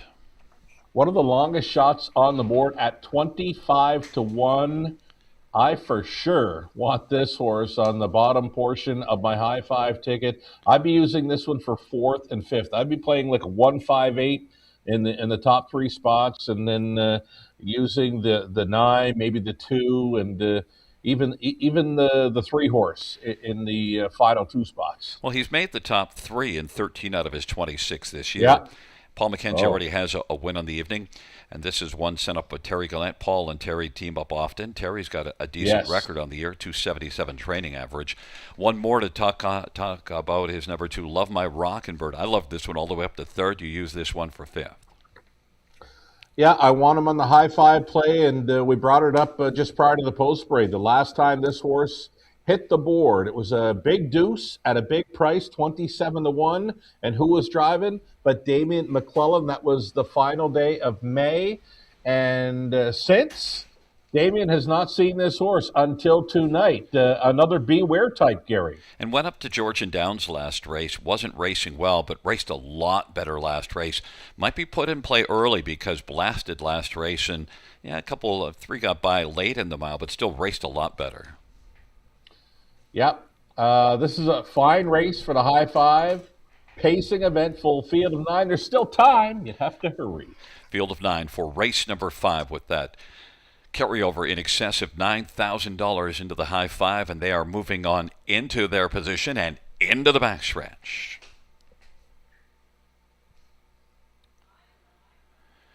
Field for race number 5. At the start of the rough, and the magic moment's going to blast from the outside with Duck Dynasty. Love My Rockin' Bird forwardly placed, and Crazy World is into the top 4. Then it is Kiss My Bet. Right now, Duck Dynasty is hunting for the early lead and has inside advantage. The magic moment is going to take back now and find a spot in the pocket. And racing third, Love My Rockin' Bird. Crazy World still travels to the outside, and Kiss My Bet is 5th. Beach and Lindy is 6th, and back in 7th is Puff's Last Shadow. Then it is back to Rose Run Vortex and Brightside Maceo. Duck Dynasty on top at 45-1. Duck Dynasty now on the outside. Crazy World, who hasn't seen the inside yet, continues to march, and the magic moment is on the inside third. Kiss My Bet is racing position 4th. Love My Rockin' Bird is in a decent spot on the inside 5th and is about 3 1/4 off the lead. Beach and Lindy is on the outside 6th. Rose Run Vortex 7th, and then Puff's Last Shadow and Brightside Maceo. And now Crazy World, the 1-2 favorite, was able to come on and clear to the front. Crazy World parked about 3/8 of a mile, but has a lot left right now, it looks like. Leads by about 2.5 or 3. Kiss My Bet has come on to get second. Beach and Lindy now is taking over third. Duck Dynasty getting shuffled on the inside. The magic moment needs to find some racetrack. And Rose Run Vortex is racing fair. Brightside Maceo is 6th. And then Duck Dynasty now shaking loose is the magic moment, but is well back now. Crazy World, Beach and Lindy, and racing third, Kiss My Bet. And then Brightside Maceo as they turn for home. And now a late kick from the magic moment on down the stretch route they come. Crazy World and Beach and Lindy. Crazy World, Beach and Lindy as they come on to the finish. Crazy World is going. Well, Beach and Lindy was able to get by Crazy World. And then the magic moment, Brightside Maceo and Kiss My Bet won 51-2. Beach and Lindy at 9-1. I loved him in there, Gary. He was my beware horse from the start, and the 11-year-old son of Some Beach Somewhere matches his lifetime best, 151-2, 36th career victory, and nearing $400,000 career earnings. What a trip. And I said, I definitely don't want him on top. Can we go back and edit the tape? I want that part edited out because he's got to win. Gary, I wanted the 1, 5, and 8 in the top 3 spots. Yeah, and 1, look, you said 5, to use 8, baby. take the 1 and 5 in the top 2 and then use the 8 for third. Well, I think you've gotten that because Beach and Lindy comes flying late. So you set people up with the right idea. And there's your 9 also, Rose Run Vortex, but I'm not sure. I think they just got passed by. But there is a 6 Brightside Maceo, I think, is going to make it pay, though, 50-1. That's going to be a tough one to have in there. It should. It should. You know, the 1, 5, and 8 are actually the 3 betting favorites. It's just the longest of the 3 on top at 9-1. I'll tell you what, horse players dove in on this carryover, $38,000 plus new money. That makes it a pool nearing $50,000 all in. And if you're listening to the race call, you heard me start to say Crazy World, and then had to Oh, check and to go to Beach and Lindy because I had kind of thought Crazy World was going to hold on, and then I realized, oh. you know what, Beach and Lindy's coming too quickly here. You better back up there, buddy. Your driver, Gary, checked up late, didn't he? Yes, and but Beach and Lindy, you know Yeah. that was the idea. We both liked the 5, and then you were saying to take the 1 instead of the 8, and you steered the people correctly in that for the top 3 if they were listening to you for that high 5 ticket. Well, appreciate the mention, but I didn't have those final 2. But Well, folks are going to get paid here. if you give them the top 3, they can do some of the work on themselves after that. I guess so. Back in front of us is number 1, Beach and Lindy, an 11-year-old Some Beach Somewhere Bay gelding, owned by Stephen Charlton, who's also the trainer. Brett McDonald, the winning driver. Beach and Lindy's second win this year, 36th lifetime, 151 and 2 equals his career mark. Winning drive to Brett McDonald on Beach and Lindy in race number 5.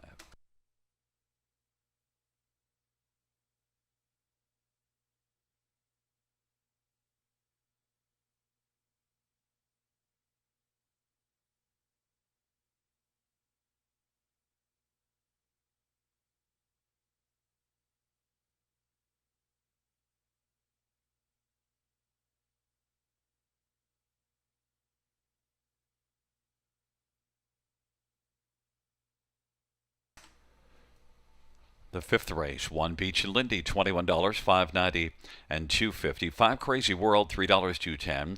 8 The Magic Moment, $2.10. $2 Exactor, $32.80. Dollar Try, $28.55. Dollar High Five, $734.25. 20-cent High Five, $146.85. 20-cent Pick 3, $22.70. 20-cent Pick 4, $134.18. And the Dollar Pick 5, $2,796.05. A Dollar Pick 5, $2,796.05 on a dollar ticket.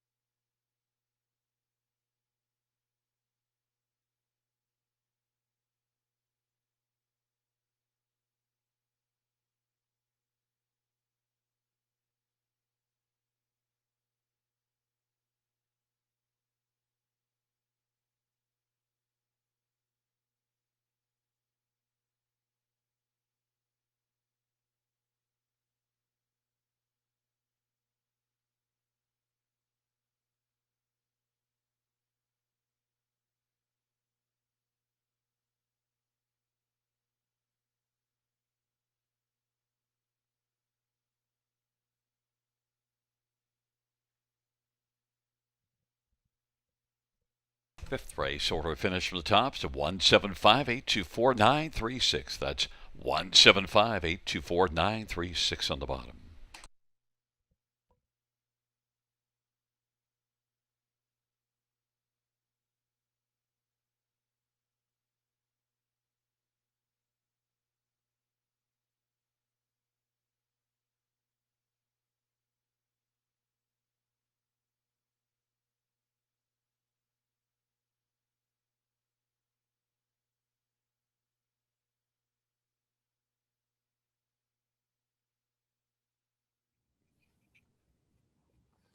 Already all set to dive into the back half of this Friday evening program, Grant River Raceway. It's the late pick five kicking off. One more shout out to our horse players firing almost $40,000 of new money into that high five carryover pool in the fifth. Let's dive into the late pick five then.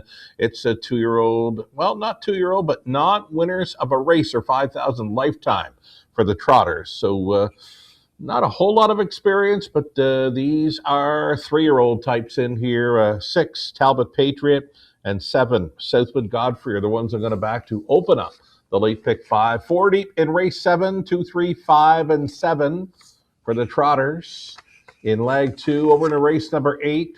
More Trotters there where I'm going to try the 5, HP Sophia, with the 8, Blaze of Gloria. Pacers for the 9th. 4 deep in there. PL Oliver. We're also including Bold Spirit. Pac-Man Hanover's with us tonight. And another one that will make the ticket is RJ Ringo on the end of it. Trotting event to close it out. Lifting Legend or Maggie's Touch. I'm in to go for $25.60 on this 20-cent pick 5 ticket suggestion. Gary Guy has mapped out his best go on the pick 5 play as well. He'll start it up with 6, Talbot Patriot, and 7, Southwood Godfrey. 3 deep for Gary in the 7th with Shampoo Girl as top selection, also including a long black limousine and Pat's Queen. Middle leg, race number 8 for Gary. It's Castelletto of the rail, outside rail for Blaze of Gloria. 9th race, pacing event. Gary likes the chances for 5. RJ Ringo is top play.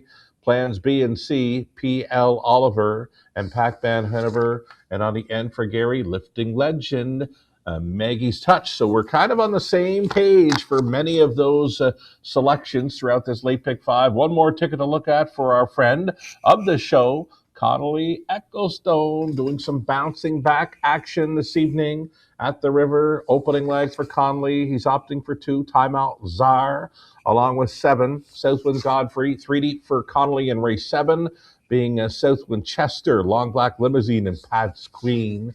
Middle leg, race 8. It's a 1, 5, and 8, being Castellano, HB Sophia, Blaze of Gloria. Pacing event in the 9th, he went the way of 4, Pac-Man Hanover, with 5, RJ Ringo, and 6, Can't Stop Blue. And on the end, we're all on the same page, all in agreement with race 10. All of us are using 3, Lifting Legend, and 4, Maggie's Touch. If you're playing with Connolly, it'll cost you $21.60. Good luck on this late pick 5.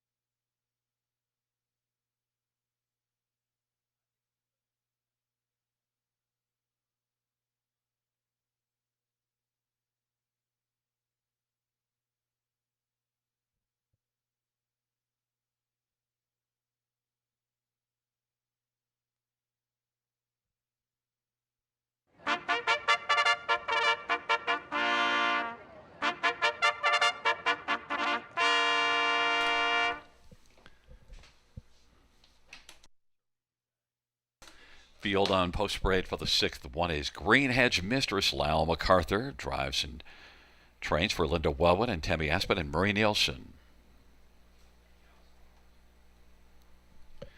Number 2 is Time Lazar, Dale Spence for Mackenzie Spence and Dennis Hanna.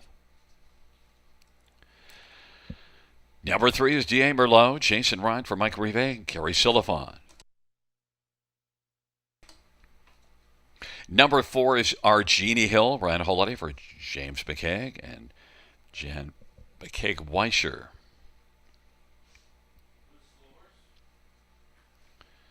Five is Miss Elliott, Sammy Fillier for Natalie Elliott.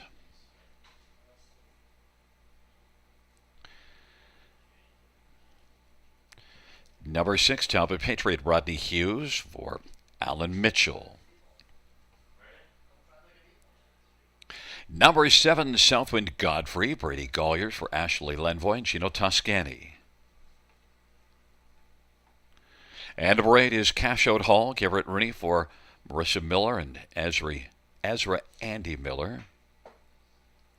It's a field of 8 for the 6th race, and, well, starts the late pick 5, and we get Maiden Trotter is sometimes tough to handicap, and yet, both of us like the 6 and 7 in here, but we've reversed the top two. I went to the 6 on top, and you went to the 7 on top. How about Southwind Godfrey and Brady Golliers? Yeah, it might be all right in here. We were very in the way our late multi-leg wagers came out. Gary, we talked about the early pick 5 sequence being kind of tough. I think this late pick 5 is really tough.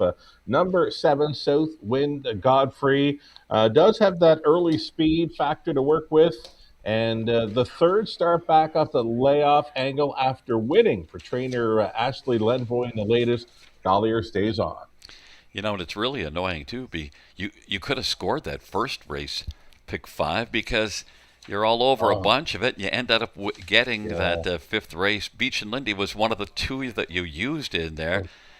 Yeah, it's painful, right? Story of my life, Gary. Stag Royal did you in, the one that I loved a lot. And no Stag Royal. That was the only one you didn't have. Yeah, it's not easy to hit those multi-leg. I do better on the high 5.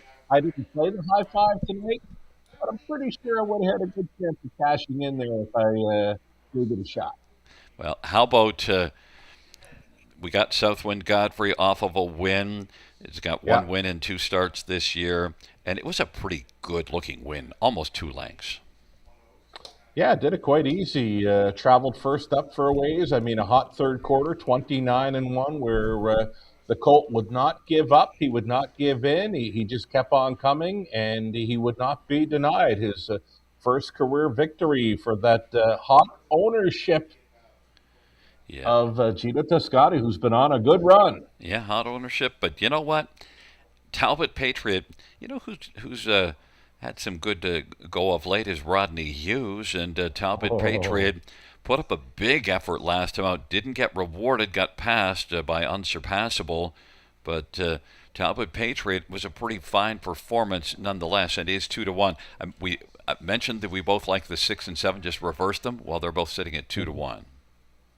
Yeah, there's not much that separates them. This horse looks great, by the way. Rod Hughes, co-owning, training, and driving. Speaking of Rod Hughes of Rockwood, I mentioned our team, London Classic yearling sale team, get down around Aaronwood Equine and Rockwood. And right next door would have been the field of Rod Hughes and Sandpale, old Sandpale stable there. Yeah, and the thing with Talbot Patriot, kind of a muscular-looking one, like pretty solid-looking. He's built up. Hasn't tasted confident victory yet, look, though. Too. Yeah, I took this one on top, even though he's 0 for 26. So you went to one that's had 3 starts and has a win. So you know what? Now that I think about it, I think you got a little more logic with you there. But I never let logic get in my way. I'm gonna credit you for picking this horse. I do like him as a top 2 threat. Now he led all the way last time. It was the addition of Lasix, kept him going strong, only missing by a half. So what does Rod Hughes do? He adds a Murphy blind to the left side, and that's going to help. So beware. Well, You like D.A. Merlot 16-1. If fans end up not using this one, and this one comes in, well, then they can quit their whining because you gave them a chance. Tell us about D.A. Merlot. There's some speed to work with. I like what I saw last time out when sitting third early. Quick fractions of 28 and then 58 for the half for the trotters, inexperienced kind of trotters. Yet to hit board. 18 outings this season, but I think he's going in the right direction. How about one Greenhedge Mistress, a final thought, just as they're moving in behind the gate? Yeah, why not? It's had the rail a couple of times. Some horses just seem to draw well, right? I mean, two of those rails have been qualifiers, rails in the latest two, and Lyle MacArthur training and driving this one. Look for a spot up close. You know who I threw on my ticket is Two Time Lazar, changing blind bridle to side rolls. Favorite at 9-5, but he's one that's had some problems making breaks. Very nice deuce in the qualifier with a very nice back half, and Mackenzie Spence opting to change things up. So it's side rolls. Obviously, the reason why you left this one out is those two breaks, but I was willing to use him further down the ticket, but he is getting bet at 3-1 right now. Has come up just a little bit. It is a field of 8 mid-trotters, race number 6. The 6th race, the SV Law Trot. Field for the 6th race is at the start of the rough, and it is Talbot Patriot blasting with Southwind Godfrey the first couple away. And then D.A. Merlot, and now driving in the center of the track to take third is Missy Elliott, and then D.A. Merlot and our Jeannie Hill. Then it is Tamil Czar and Cash Out Hall as the field works on around the turn, and then way back Greenhedge Mistress made a break in stride. So it is Talbot Patriot, 7-5 on the board, has the lead over Southwind Godfrey, who's 2-1. They race off the turn. Miss E. Elliott is racing position to third, and then D.A. Merlot is fourth as the field comes on towards us off that 28-3 opening quarter. Our Jeannie Hill is racing fifth, then Tamil Czar, and back further is Cash Out Hall. Off a 28-3 opening quarter, it is Talbot Patriot and Rodney Hughes, who's got the lead. They work their way up towards the half, and Talbot Patriot looks to pick up a second panel breather. D.A. Merlot now is uncorking some trot and is moving up on the outside, taking over second, and then our Jeannie Hill on the outside as well. Southwind Godfrey is headed south right now, is a drop from second back to sharing third, is about 2.5 off the lead now. Tamil Czar 3 wide and is coming strongly.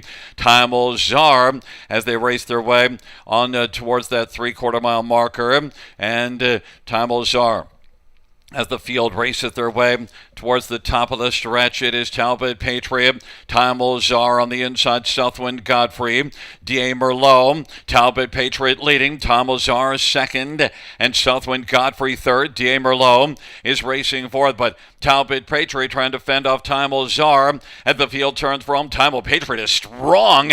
Tamil Patriot, it's just one tap there on the inside. Southwind Godfrey, Talbot Patriot just marches on to the finish. Tamil Czar second, Southwind Godfrey third, and D.A. Merlot fourth, a mile of 1:59 flat.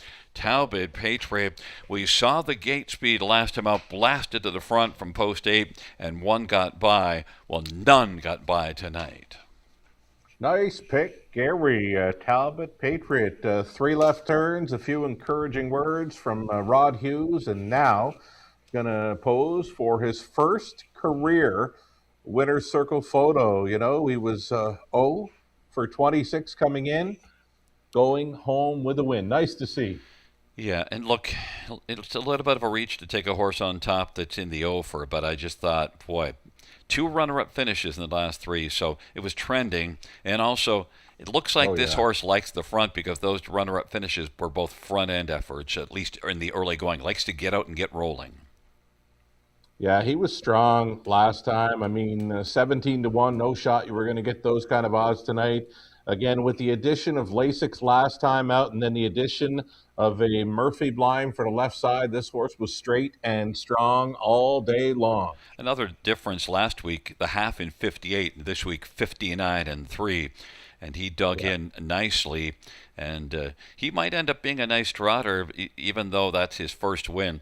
He's a lightly purchased $11,000 yearling out of Harrisburg. So, and sometimes these Yeah. trotters can be a little later developing. He's only a 3-year-old, so he's got some time to come on because of late now he's really starting to put it together.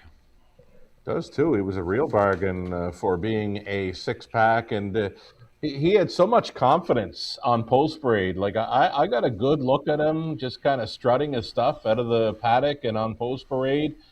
That deuce really did him a lot of good last time out because when he was parading in front of the fans there along the fence, he had a little swagger to his step, and check him out coming back, real nice and easy, like he wants to do it again.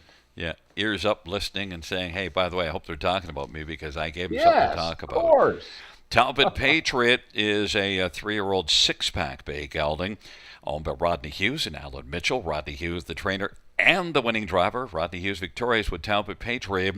First win, and out trackside be the group from SV Law. SV Law here to enjoy their night at Grand River Raceway. Mile of 159 for Talbot Patriot.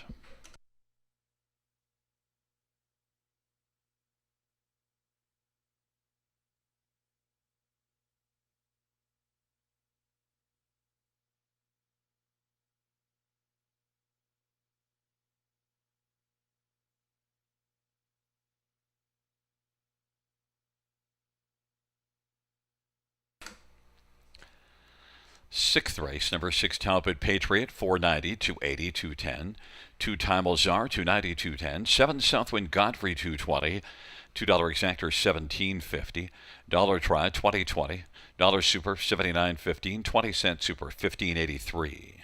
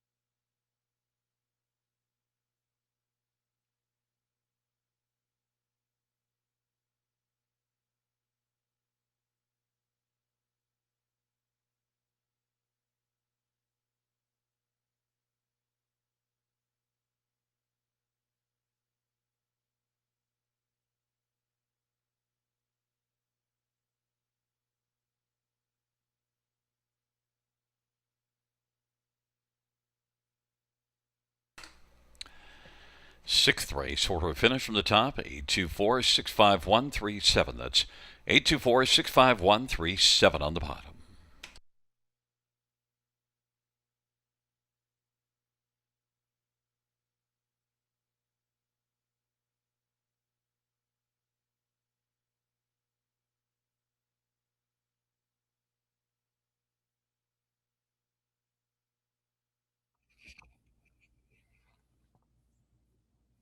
All right, welcome back to the show, everyone. Race 7 of 10 coming up, and yeah, nice to get through that opening leg of the pick 5 play. Number 6, Talbot Patriot. Rod Hughes has that one figured out, it appears, and yeah, nice maiden victory for that one. Let's dive into a late pick 4 now. It's going to be 3 trots with 1 pacing event involved in this sequence. And looking at my ticket suggestion, 4 deep to start things up. Race number 7, where we're going to try the 2 Shampoo Girl long black limousine. You'll want to have that closer on this ticket. Austin Sorey's been having a pretty good run with his horses this evening. The 5 Pat's Queen is going to make my ticket, as does the 7 Macedonia. 4 deep, starting it up with the 2, 3, 5, and 7. 8th race trotters. Liking the chances for 5 HP Sophia, along with the 8 Blaze of Gloria. Just missing in the latest 2. Runner-up finish, 2 back, and then 3rd last time out. Jason Ryan on board with trainer John Pentland there. 4 deep in the 9th pacing event. Pretty much a backup-looking class. The next step up would be a preferred. P.L. Oliver on the rail. Got to use him. Bold Spirit is there. The 4 Pac-Man Hanover would be my top selection in with those. And number 5, R.J. Ringo's going to make my ticket as well. He goes from that trailing spot 9 to nose on gate angle. 10th and final race, 4th leg of this late pick 4. Number 3, Lifting Legend, and 4, Maggie's Touch. I believe it's between those two. Just $12.80 if you want to come along for the ride in this late pick 4. Gary Guy mapping out a late pick 4 ticket suggestion as well.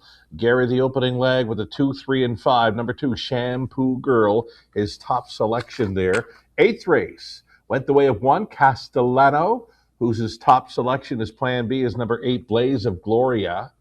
Pacing event in the 9th race. His top play in there, he likes that angle going from a trailing post to nose on gate, and that's what you're getting with 5, R.J. Ringo. Again, it's a Gary Guy top play in the 9th. He also includes number 1, P.L. Oliver, and 4, Pac-Man Hanover. On the end, we're on the same page. Number 3, Lifting Legend, and 4, Maggie's Touch. Only $7.20 if you want to go along with Gary Guy on his late pick 4. And one final ticket for our good friend of the show, Connolly Ecclestone. He opens it up with a 1, 3, and 5. South Winchester, long black limousine. Pat's Queen, let's go. 8th race for Connolly, the 1, 5, and 8. Castellano, HP, Sophia, Blaze of Gloria. Then it's a 4, 5, and 6 in the 9th race pacing event. Again, a backup class type of class in there. We've got the 4, Pac-Man Hanover, R.J. Ringo, the 5, and 6, Can't Stop Blue, covered for Connolly. And on the end of it, he'll be with Gary Guy and myself using 3, Lifting Legend, and 4, Maggie's Touch. Only $10.80 if going along with Connolly Ecclestone on the late pick 4 on a Friday night at the River. Good luck.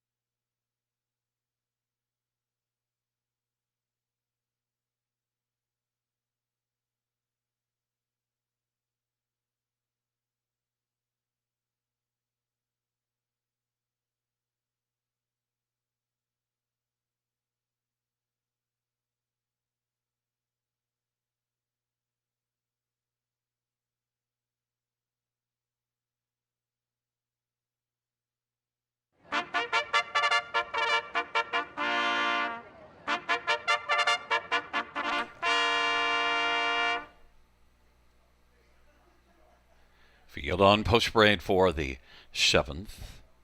One is South Winchester, Sammy Fillier for Stephen Bossens and Derek Reed. Number 2, Shampoo Girl, Jason Ryan for Terry Gallant and Max Webster Stable. Number 3 is Long Black Limousine, Austin Surrey for Rachel Andrew and Carl Bagnell. Number 4, 10 Karat Gold, Anthony Hunt for Shane Weber and Tom and Elizabeth Rankin. And number 5, Pat's Queen, Damien McClellan for Rodney Hughes and Harness Horsepower.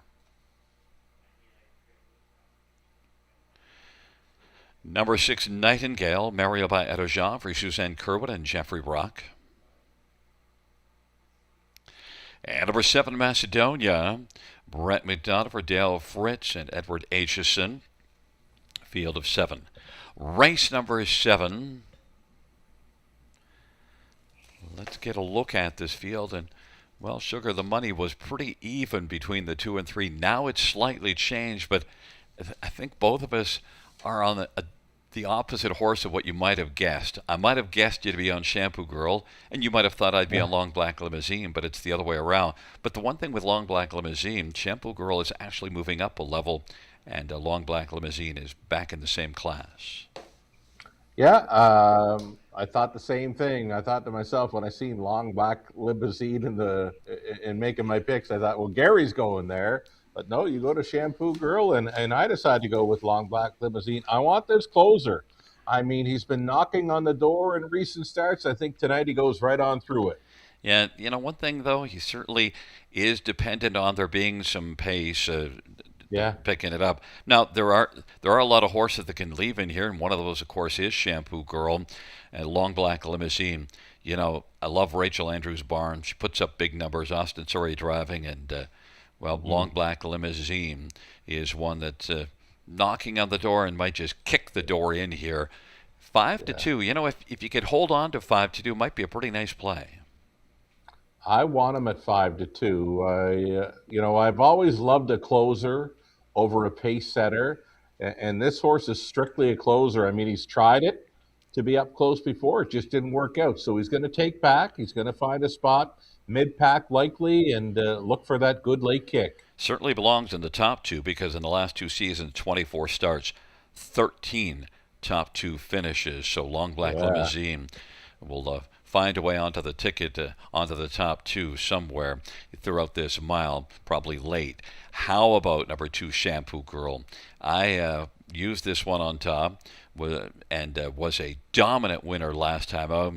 And, probably going to have a big chance to try to go to the front because shows trotting 27-1 opening handle last time out. Yeah, this mare, the daughter of Alarm Detector, she's been getting along well with trainer Terry Gallant since he picked her up back in the month of June. It's been a couple of second best finishes, and the latest being a victory with her seasonal best mark of 156 and change over the river. So we've got some gate speed working for her, which she doesn't mind. We got a gate speed horse, and we got a closer back for the top 2. The interesting thing, too, also is that Long Black Limousine, although it's the class above Shampoo Girl went 2/5 of a second quicker in that last mile. So different days, different track surfaces. That was August the 3rd. That was early on August the 3rd, and we didn't think after that first race, maybe the track wasn't playing out as fast, but Shampoo Girl blasted out early and kept on going. And that was the Industry Day card, right? Yes. That was, it looked quick early. It seemed to be a little flat in the middle of the card, but did the speed come back? Yeah, 48.2 I think counts as speed. Number 7, Macedonia. I'm surprised that you went here next, but, now that I look more closely at it, well, how about 3 starts this year, the last 2, a win and a second. Macedonia at Georgian Downs, 57-4 last race. That puts it right in around that low 56s here, so compares. I wanted to use this one on the multi-legs as well, which I've done. I went 4 deep in here with the 2, 3, 5, and 7. Macedonia, 4th start back off the layoff angle, and that's a really nice trip around Georgian. I know what you say about Georgian being maybe a second or two slower than the River, so I think this race is well within the wheelhouse of this son of Muscle Mass. Now, Pat's Queen, that's the one I used for third and you used for fourth. He's moving up one level from non-winners to two, but back-to-back wins. We saw Rodney Hughes' barn in the sixth race with Talbot Patriot, and in this case, Rodney has Damien McClellan driving Pat's Queen, moving up one level. Let's see Rod Hughes trainee come right back in here. 7-2, Price Player. Again, for me, 2, 3, 5, and 7. There wasn't much separating them for me. No, I thought they compared pretty closely, and certainly I did think that the barn of Rodney Hughes has been flashing a little more of late. Yeah. And I can take Dale Fritz all day long. Look at 10 sure. starts this year, 4 wins in a couple of seconds. And Dale, of course, is a lot of horse breeding from being a son of Bud Fritz, and Bud, a Hall of Fame trainer. Yeah, Dale Fritz always has his horses ready to rock and roll. They're well managed, Gary, and when they come back to race, they're ready. Well, a field of 7 is pretty ready. They're in behind the gate, and Sugar has Long Black Limousine, but I'm on Shampoo Girl, hoping to rinse this field. It's a field of 7 for race number 7. Field for the 7th race. He's at the start and the rough, and getting out strongly right now is 10 Karat Gold. Shampoo Girl is also driving early. Southwind Chester, but right now 10 Karat Gold wants to come on and get the golden seat. Shampoo Girl is racing, filling the pocket. Southwind Chester third. Then Macedonia, Pat's Queen. Long Black Limousine has beaten one off the wings, and that is Nightingale. And now popping up from second, Shampoo Girl wants to come on now, and Shampoo Girl is going to move up on the outside and look to come on and try to clear to the front. Shampoo Girl driving and is going to take over. Shampoo Girl, and then it is 10 Karat Gold, and racing third is Southwind Chester. Macedonia 27-4 as they work their way on up towards the half off a strong quarter, and racing, filling the pocket. 10 Karat Gold with a good ride at 24-1. Southwind Chester third has stepped out now, and they race past the half in 58, a 30-1 second panel. Macedonia's fourth, and Pat's Queen on the outside. And then it is back to Long Black Limousine, who has yet to kick in, and Nightingale. It is Shampoo Girl at even money. Shampoo Girl continues on. Shampoo Girl and Southwind Chester, 10 Karat Gold, and then it is Macedonia. Pat's Queen, Long Black Limousine is getting that limousine a little closer. And then it is Nightingale. And now there goes Long Black Limousine being chauffeured quickly now. Long Black Limousine and Austin Sorry. Shampoo Girl, here comes Long Black Limousine. And Long Black Limousine and Austin Sorry is going to throw down against Shampoo Girl. Shampoo Girl and Long Black Limousine. Long Black Limousine kicking in late and is going to drive on by and win it and take it over Shampoo Girl. Then 10 Karat Gold in Macedonia. 155-4.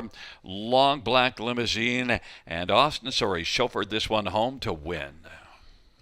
Gary Guy, that's what you call a perfect drive by Austin Sorry. He's been in the winner's circle already tonight. What he did was took back with Long Black Limousine, able to flush some cover out prior to the half, and then he just sat patiently. He's got all kinds of patience, more patience than I would have had on board this trotter. He was able to keep this horse covered up through that hot third quarter, 28-3. And when he made that move going into the final turn, I was already writing down, next to Long Black Limousine's name in the program, I was already writing down new mark prior to the finish. Yeah, and you know, Shampoo Girl, half of 58, got a second panel breather. Not really an excuse, but I think now, just looking at them, I think the story is that Long Black Limousine's just the better horse. He had the better kick. Again, it's that third quarter beatdown, right, where the pace setter was able to hold them off. 28-3 is a big third, so there's not going to be a whole lot left to fight off a big attacker like Long Black Limousine, who we all know now has such a big kick on the end of his miles. Yeah, and you know, I'm the opposite of you. I like one that can leave rather than a closer, but when you can close that well, then I like a closer a lot too. Yeah, I love a good closer, and again, all the credit, well, for the horsemanship of Rachel Andrew and for the driving ability of Austin Story. Again, he's got way more patience than I would have had. He didn't panic. I mean, the pace would eventually come back to this horse, which is exactly what happened. Again, that's that's one of the best drives I've seen in a while. And Austin opting off of one of Rachel's horses early and winning, and now he's back with Rachel here with a win here. Yeah, yeah. Marriage made in heaven, maybe. Hey. 3, 2, 4, 7, the top four. Back in front of us, number 3, Long Black Limousine, a 4-year-old 6-pack, Bay Gelding, owned by Carl Bagnell of Stratford, PEI. Rachel Andrew, the trainer. Austin Story is the winning driver, 3rd win this year, 7th lifetime. Long Black Limousine and the chauffeur Austin Story, 155-4. That's a new career mark.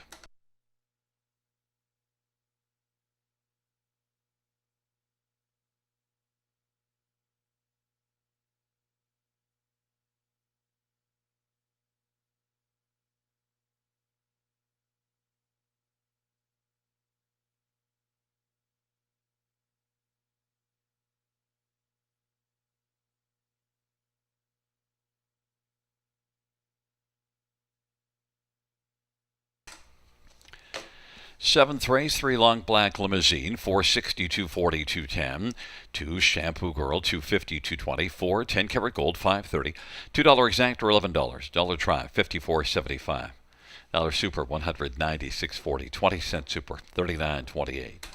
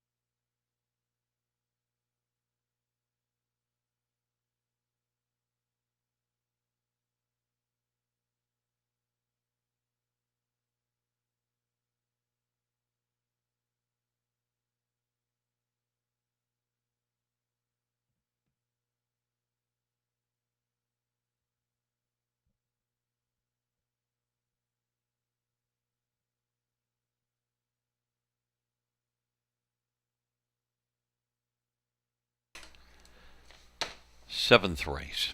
Order of finish 5213674. That's 5213674 on the bottom.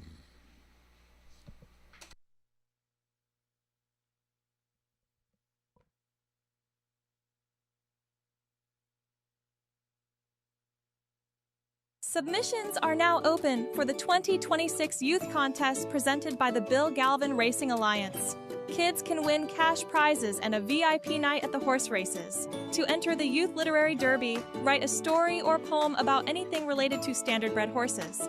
The Youth Literary Derby is open to students in grades 3 to 8 as of June 1st. To enter the Youth Art Derby, draw or sketch anything related to standardbred horses. The Youth Literary Derby is open to students in grades 3 to 12 as of June 1st. The deadline to enter both contests is August 31st. Visit our website for more information and inspiration.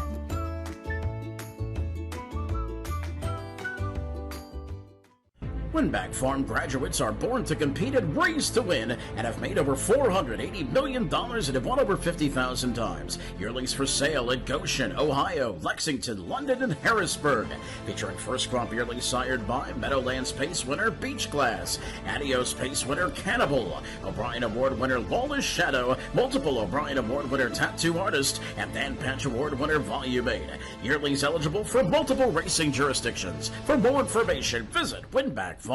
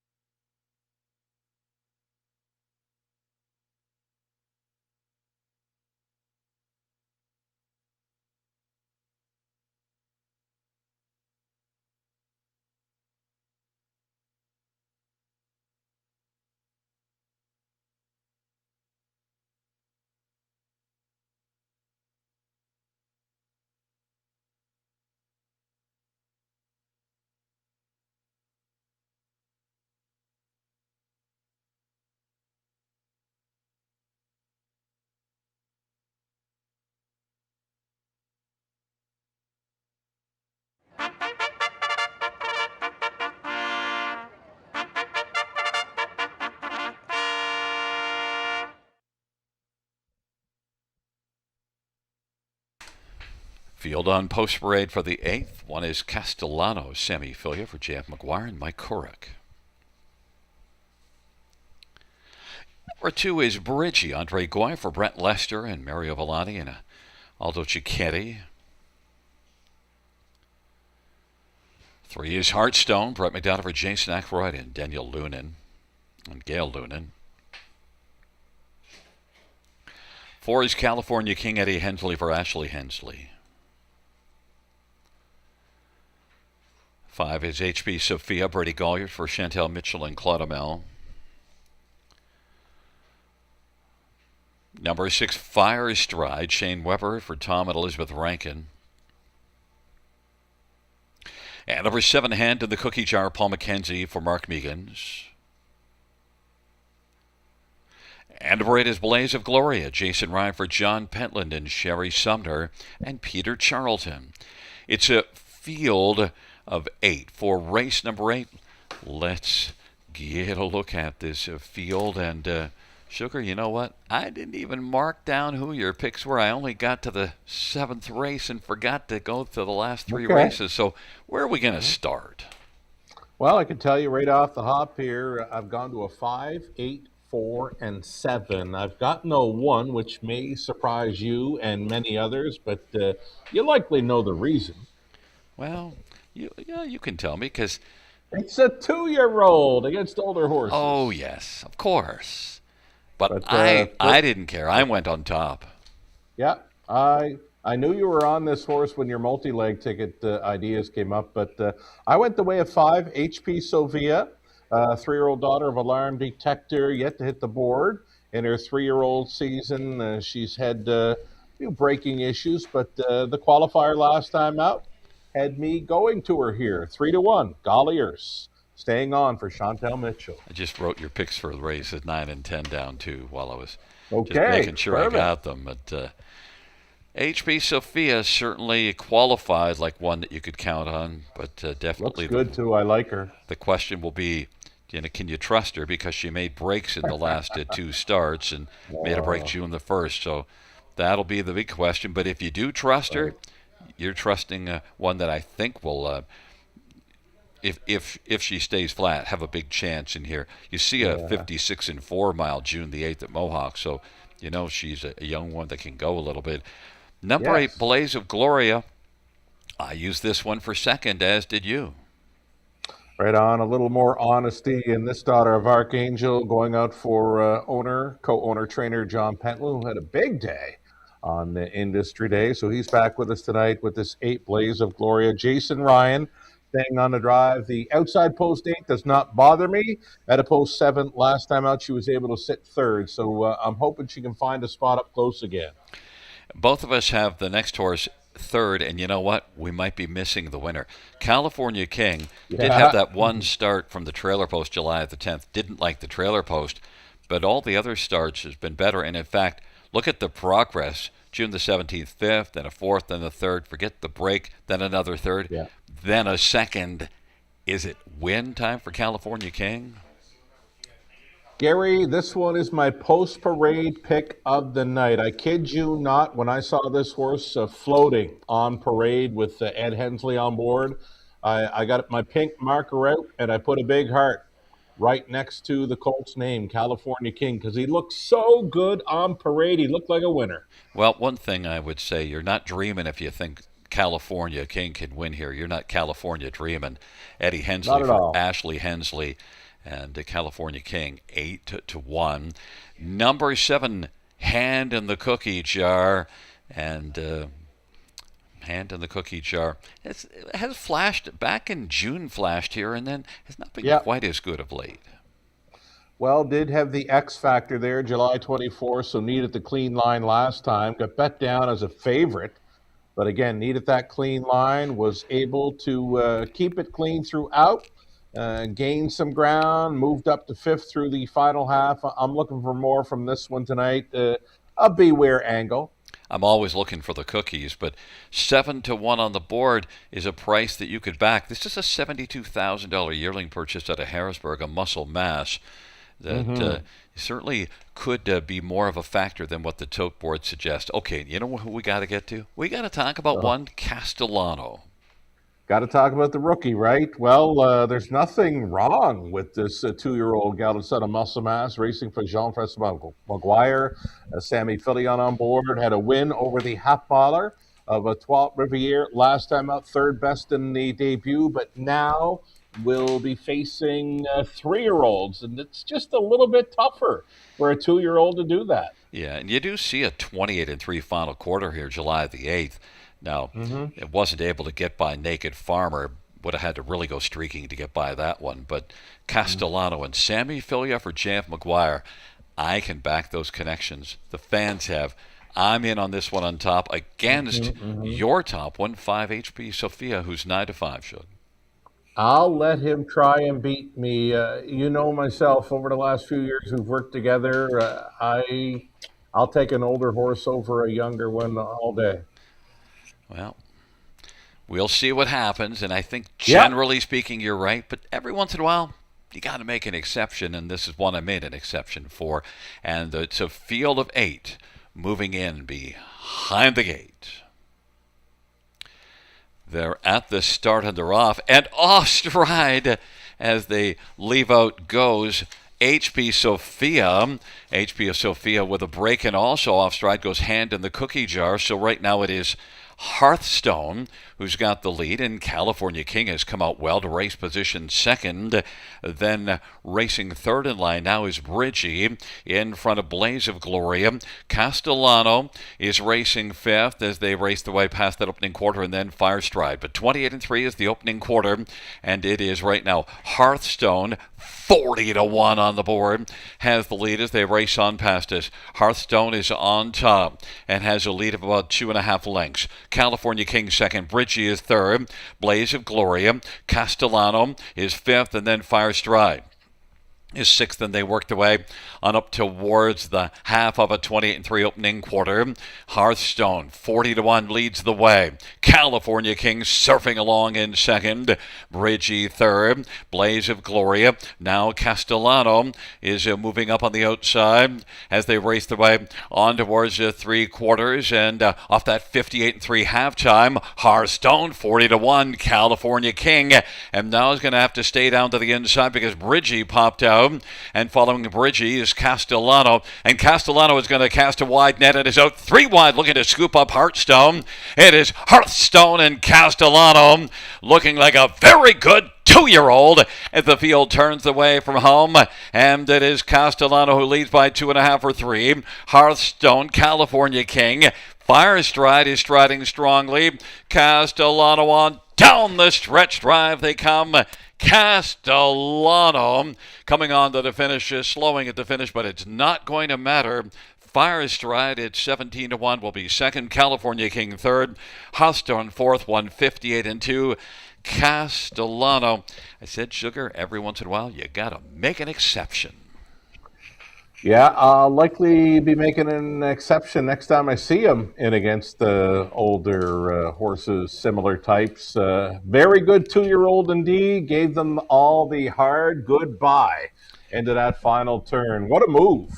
I mean, yeah, he made a believer out of me. And you talked about the patience of Austin. Sorry, Sammy was driving along patiently, but then when he actually popped out 3 wide, I thought he was going to wait a little longer, but well, I guess he knew what he had because he didn't need to wait at all.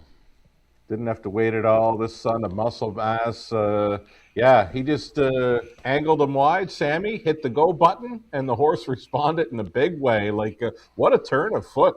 Yeah, you don't expect to see. You don't expect to see a 2-year-old to be able to roll by them with such ease like that, with such an explosion. You could see it against his own age type, but to face 3-year-olds and do that to them, again, that's a hard goodbye he offered up. Yeah, and look, I mean, he's slowing at the finish, but that's because he's home and cooled out, and Sammy's just he's just sitting on the couch, as I like to call it. But 100%. You know, and look, also HB Sophia made an early break, and we talked about which HB Sophia because qualified nicely, but had had to qualify, and then comes right up and makes a break right early again. Yeah, I honestly thought race 8 had upset written all over it, Gary. I mean, the 5 goes off stride at even money, and then the 2-year old is 7-5 as the second choice. I thought at the quarter mile, honestly, we were going to be looking at a big upset, but Castellano, he knew better. Well, it was an upset to you. It was. But yeah, Castellano is Not for obviously. you, though, Gary. Well, it's just I was willing to make the exception, but I think You you're were. generally right. I think that's a case where, something can be generally right, but every once in a while you got to say, yeah, well, normally, but this is maybe not normally. Oh boy, 164, top three. My old address in Summerside, PEI. Yeah, well, if people are playing your address, if they knew the Oh address, boy. they nailed it. Castellano is back in front of us. A 2-year-old muscle mass bay gelding by Mark Couric, trained by Jean-Francois McGuire. Sammy Fillion. The Wolf with the winning drive, and it's the second win in 3 starts for Castellano. Mile of 158 and 2.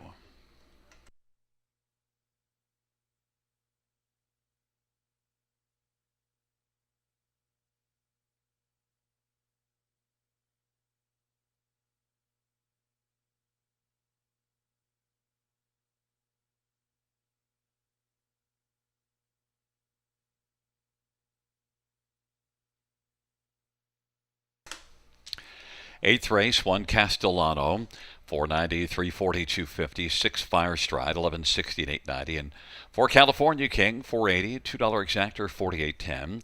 Dollar try, 75.55. Dollar superfecta, 1724.80. 20-cent super, 344.96.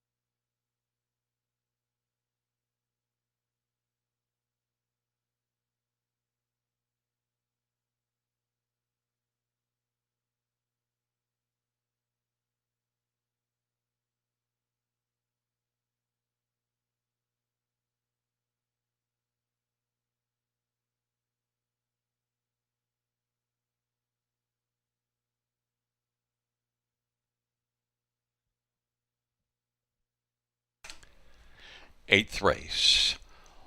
Order of finish from the top. 154, 382, 76. That's 154, 382, 76 on the bottom.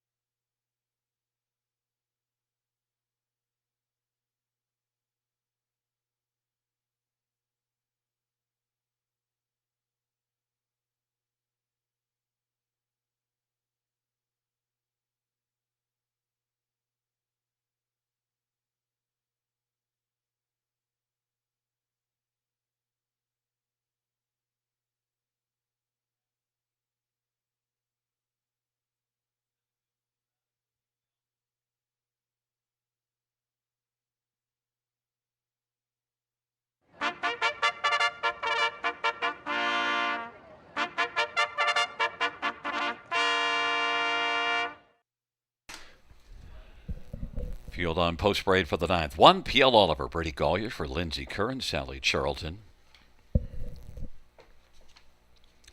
Number 2 is Day Delight, Damien McClellan for Vic Putty and Triple S Equine.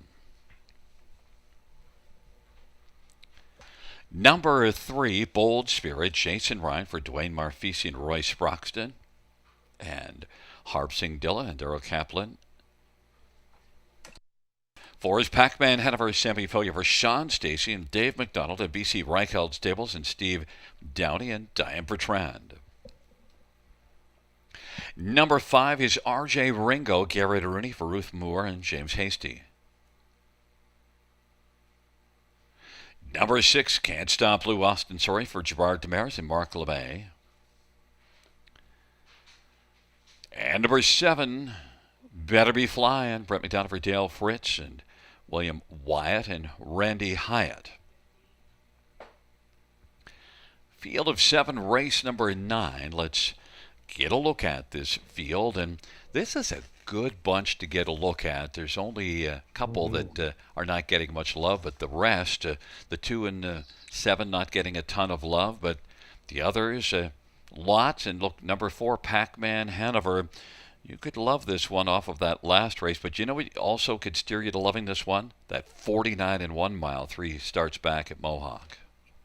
Yeah, this is a very nice horse. Now, I myself have not seen much of Pac-Man Hanover in his young career. Now at 4 years of age, he does come in from the big track of Woodbine Mohawk Park, and indeed, I do like what I see. And yeah, I'm sure you've sat at a bit. I'm sure you've sat at a Pac-Man table. Oh, big time. Loved Ms. Pac-Man, actually. Yeah, Ms. Pac-Man. But, I mean, I've spent... Played a long time on a quarter back in the day. Literally hours sitting in front of the Ms. Pac-Man machine just playing away. Trying to erase, because it always kept the top 5 highest scores, and you're always trying to erase those scores off of there.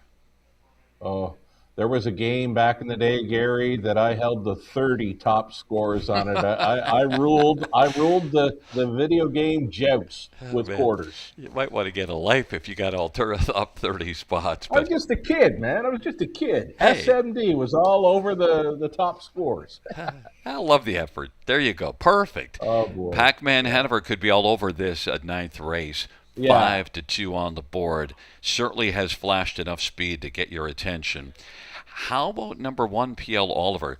You know, I told you I love the barn Lindsay Kerr, Brady Golliers, and this is one that was second beaten an neck to B. Stoney last race. Really raced well, just didn't get rewarded. Yeah, and he's coming back off of a short rest, right? Like he was here with us for the Industry Day card. I thought he may have been getting to B. Stoney late in the mile. I mean, what a trip by P.L. Oliver, 52 and 1 speed, but they were down to the half that day, Gary, 53 and 4. P.L. Oliver stayed on to be second, and I'm not sure about just the 4 days away from that race, what we're going to see from him tonight, but I had to include him. And, you know, some people like the 1 P.L. Oliver, some the 4 Pac-Man Hanover, and I said, I like those 2, but there's one I like a little bit better, and that's 5 R.J. Ringo. And how about trailer post and nose on gate, that angle?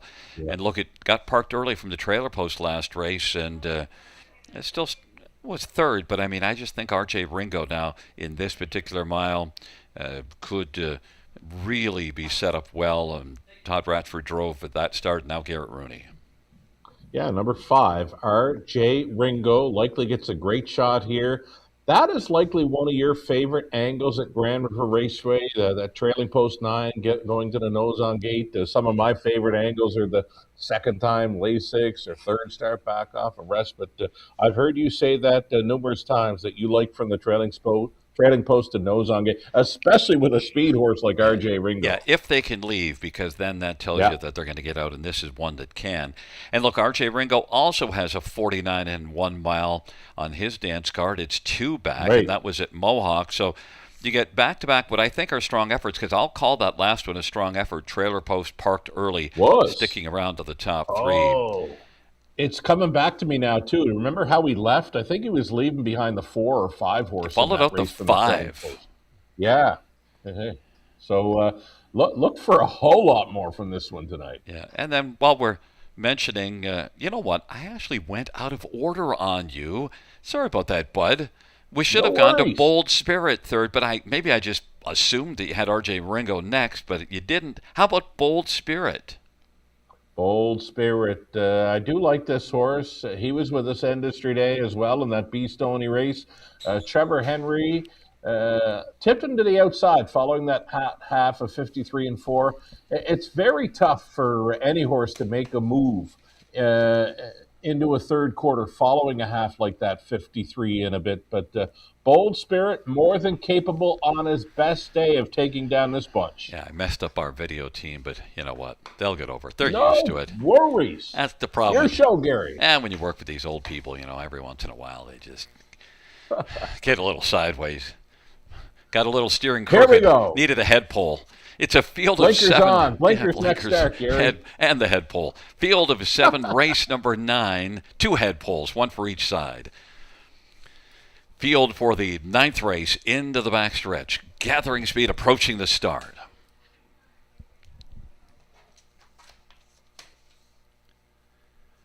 Field is at the start of the rough and blasting out. P.L. Oliver from the inside. Pac-Man Hanover.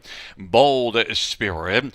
Day Delight. R.J. Ringo is going to get over to the pylons 5th, and then it is back to Can't Stop Lou and Better Be Flying. P.L. Oliver blasting out. Getting the front at 2-1. Pac-Man Hanover is looking to slide on over to the pocket position as they race their way on towards this 26 opening panel. It was a strong panel put up by P.L. Oliver with Pac-Man Hanover right there in tow at 5-1, sitting second. Bold Spirit third. Now already out and driving, R.J. Ringo is going to come to call. Day Delight is 5th on the inside, and Can't Stop Lou is following R.J. Ringo, and R.J. Ringo is coming on the outside now and moving up. And they race their way on up to the half off that 26 opening quarter. And it is P.L. Oliver. R.J. Ringo now is drumming up into contention. And on the inside third is Pac-Man Hanover. Can't Stop Lou is second over 4th. Bold Spirit 5th. And Day Delight is 6th. But P.L. Oliver is sharp right now, trying to hold off the 4-5 R.J. Ringo. Pac-Man Hanover is getting a good ride at 5-1, sitting in the pocket. Can't Stop Lou is racing 4th, and then Bold Spirit and Day Delight. P.L. Oliver. R.J. Ringo looking to snare P.L. Oliver. And then on the inside, Pac-Man Hanover. Can't Stop Lou is racing, getting a little bit closer. On the inside, Bold Spirit, and then Day Delight. The field turns for home. R.J. Ringo and P.L. Oliver, and Pac-Man Hanover is looking to gobble up some ground up the inside as they are 3 across the track. And it is R.J. Ringo. R.J. Ringo pounds out a winning beat and takes it. P.L. Oliver was second. Then it was Pac-Man Hanover, and Can't Stop Lou 151-4. R.J. Ringo, quick like a beetle in the stretch drive to win. There you go. Boom. Boom on the drum for R.J. Ringo. And that trailing spot to nose on gate, Gary Guy, signature angle at Grand River Raceway did it. 151-4. That's a big mile. After racing with us on Industry Day, he got lots of open road in there, lots of air as well.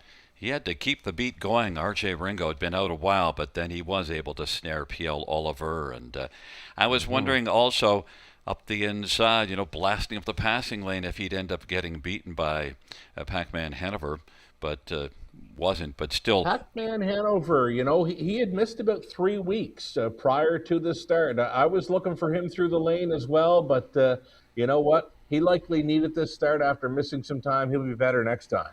Yeah, and R.J. Ringo raced to Industry Day and came right back here and was good. So, I guess that last race didn't take much out of him because he was very much alive. Yeah, not at all. I mean, like I said, leaving from behind a 4 or 5 horse there on Industry Day, went to the pylons and just pretty much stayed there. But still a good third behind B. Stoney and P.L. Oliver. Well, he turns the tables tonight. He goes first up forever, and he wins it with Rooney on board. Yeah, and just he was very alive. P.L. Oliver gave it a big effort, and Pac-Man Hanover probably will benefit greatly from that start. And there is Can't Stop Lou, Indeed. who picks up a fourth spot as he was following R.J. Ringo on the outside. That was a real good top class event. You know, it could have went to any one of 4 or 5 when turning for home. I mean, five, 1, 3, 4, 5, even the 6. They all had a license to win that race, but the best horse won it. R.J. Ringo, he won a big one. R.J. Ringo will come back in front of us. R.J. Ringo is a 7-year-old state treasurer, Bay Gelding, Ruth Moore.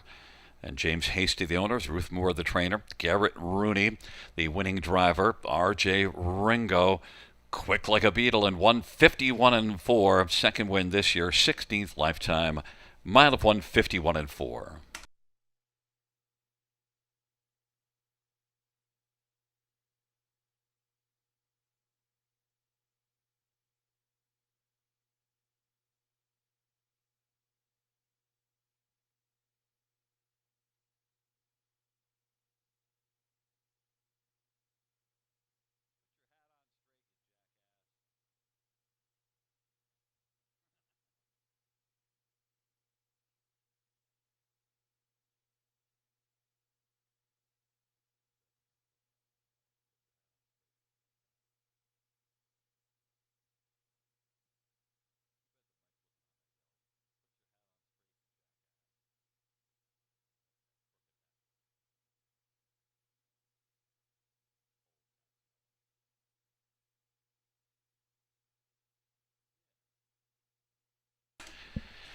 Ninth race, 5, R.J. Ringo, 360, 230, 210, 1 P.L. Oliver, 250, 210, 4 Pac-Man Hanover, 320, $2 exactor, 710, dollar try, 765, dollar super, 38.55, 20-cent super, 771.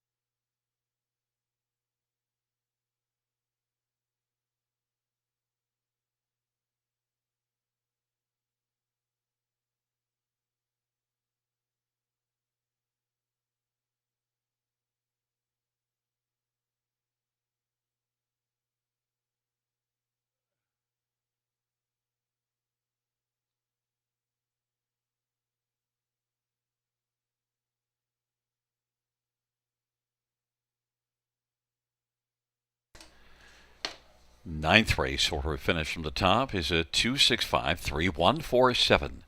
That is 265-3147 on the bottom.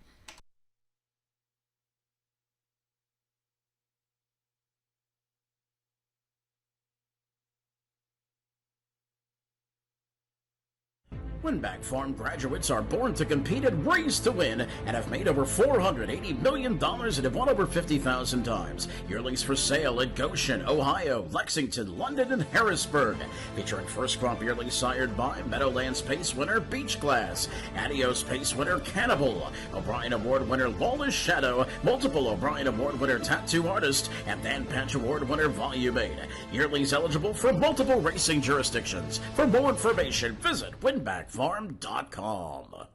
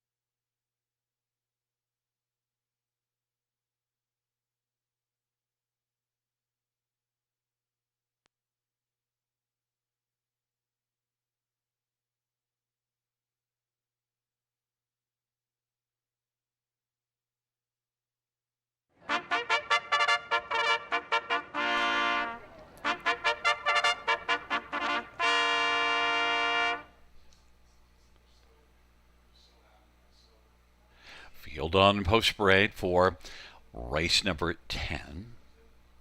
One is Marcus Downridge, JB Renault for Stephen Charlton. Number 2, Tango in the Night. Chris Matthews drives and trains and partners with Todd Williams and Jeff Bryan. Number 3 is Lifting Legend. Austin Sorey for Lindsey Curran, John, and Pamela Heen. 4 is Maggie's Touch. Brady Gollier for Jennifer Pinkerton and Patricia Bailey. 5, Delightful Yankee. Sammy Filliot for Luke Bland, Determination. Number 6, Charmbo Chip. Jason Ryan for Marissa Miller and Martin Kempfer. Number 7, Polishing Station. Brett Medaliver, Jean-Francois McGuire, Jean Drapeau. 8 is Jeannie T. Louis Gregg for Vicky Gregg.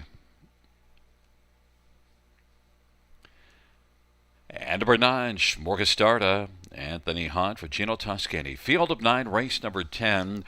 Good-looking group of trotters here. 9 winners at 2. Let's get right to it. Well, we'll start with number 3, Lifting Legend. Lindsey Kerr off a win in this class in 55-4.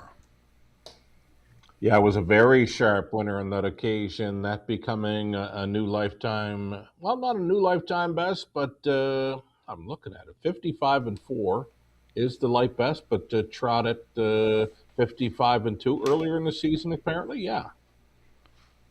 No, what am I looking at anyway? I need better glasses, Gary. I love the 3. 8-5, your top pick. You love it. Oh, Look, boy. first of all, Lindsey Kerr, a top-level trainer, but this is a horse that's racing consistently well. 3 wins and a couple of seconds in the last 5 starts. Austin's already driving. You got to love Lifting Legend in here, and you do. We both do. Certainly has that muscle mass look too, right? There's the muscle mass look, 8-5, and he's got that I'm the one to beat look on the tote board, 8-5 on the board. Number 4, Maggie's Touch, though, is one that's raced well in each of the last couple races and finished last race with broken equipment even, and still overall, though, a good mile of 56, which compares right there with Lifting Legend, won 55-4 last time out. Yeah, Lifting Legend won that race. The whom was 3rd, finished up with some broken equipment. Not sure what the equipment was, but Maggie's Touch, it's a big shot to be right there with Lifting Legend once again. I think you want to use this one in the top 2 or 3.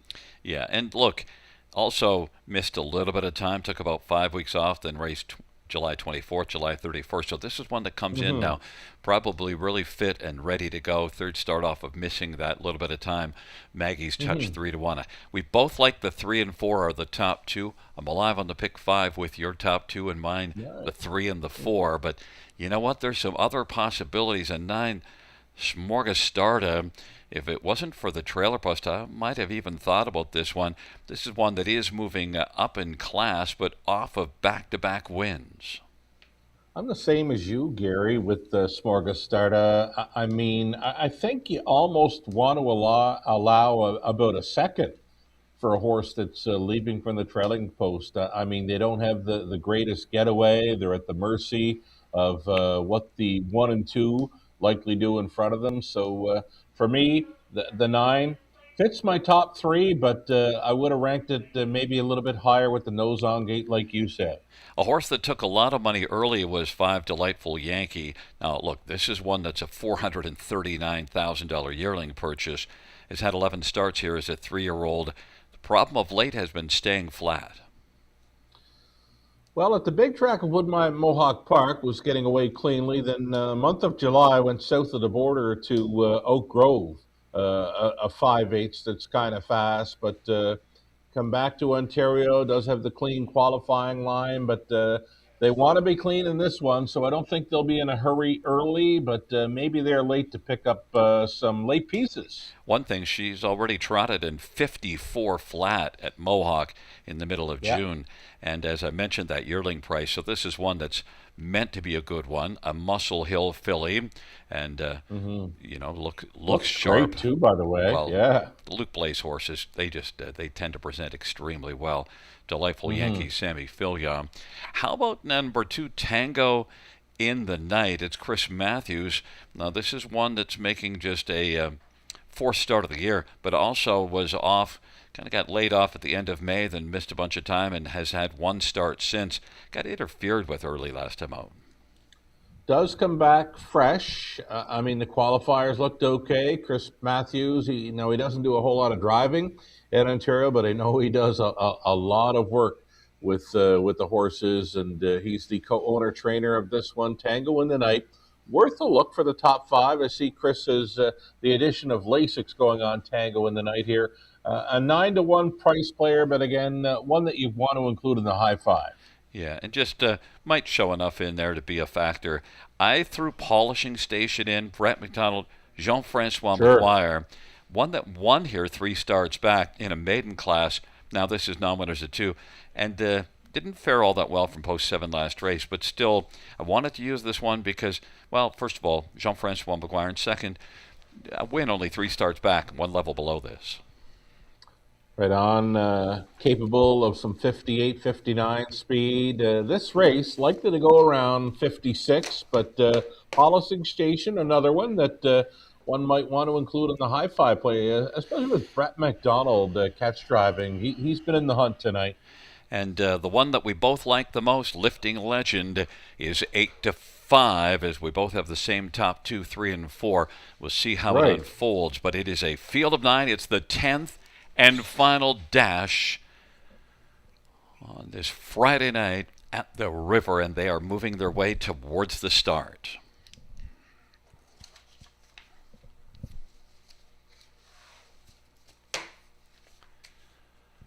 Field 4, race number 10. Is at the start of the rough, and Charmbo Chip is going to blast early, also with Maggie's Touch. And then getting out well also is Lifting Legend, and down to the inside, Tango in the Night and Marcus Downridge. But right now it's Tango in the Night and Maggie's Touch, the top 2. And racing third is Lifting Legend. Marcus Downridge off-stride Tango in the Night.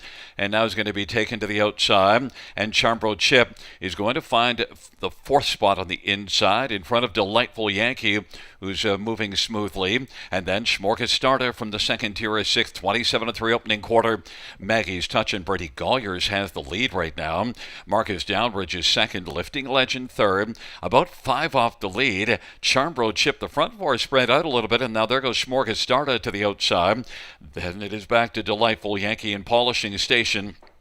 And Jeannie T, way back Tango in the Night after a misstep early. But Maggie's Touch is starting to get away a little bit, so Lifting Legend quickly took home. Lifting Legend, the 4-5 favorite, looking to reel in Maggie's Touch. Maggie's Touch, Lifting Legend, Marcus Downridge, and Schmorka Starter is 4th, and then Delightful Yankee now, second over Racing 5th. Charmbo Chip is 6th, and 7th Polishing Station.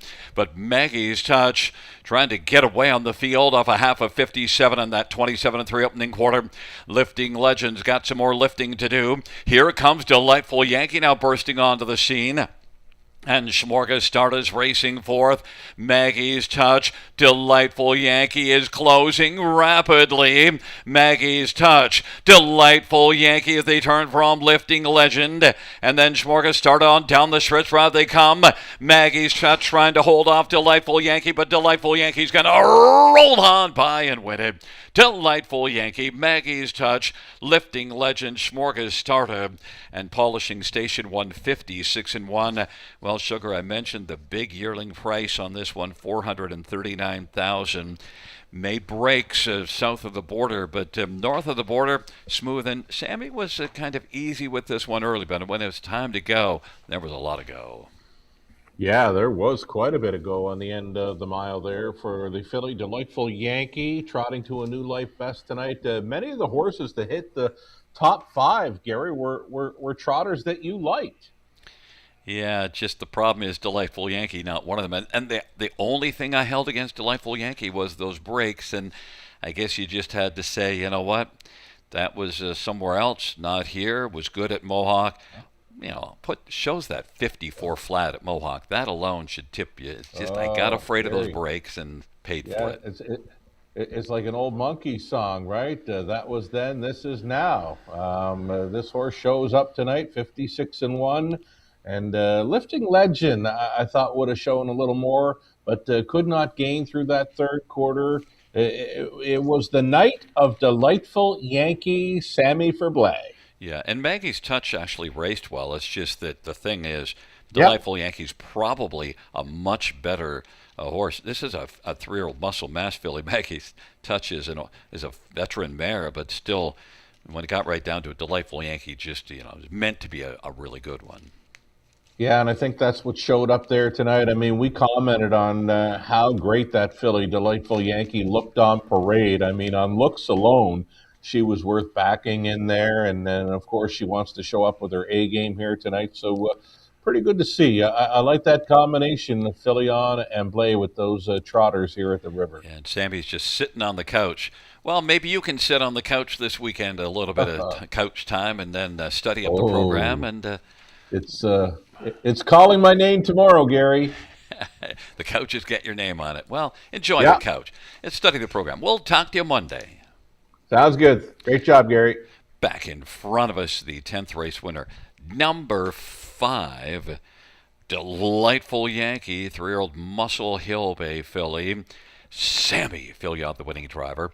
Luke Blay is the trainer. Determination Stable owns, and it's the third win this year. Third lifetime, Delightful Yankee.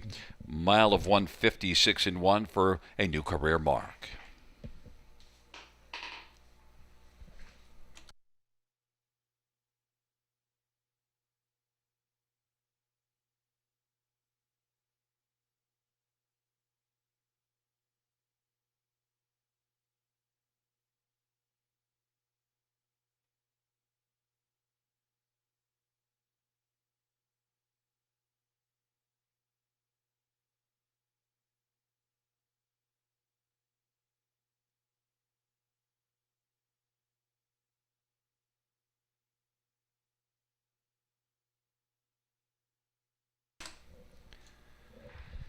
Tenth race payouts: 5 Delightful Yankee, $8.90, 470 and 250. 4 Maggie's Touch, 320, 210. 3 Lifting Legend, 210.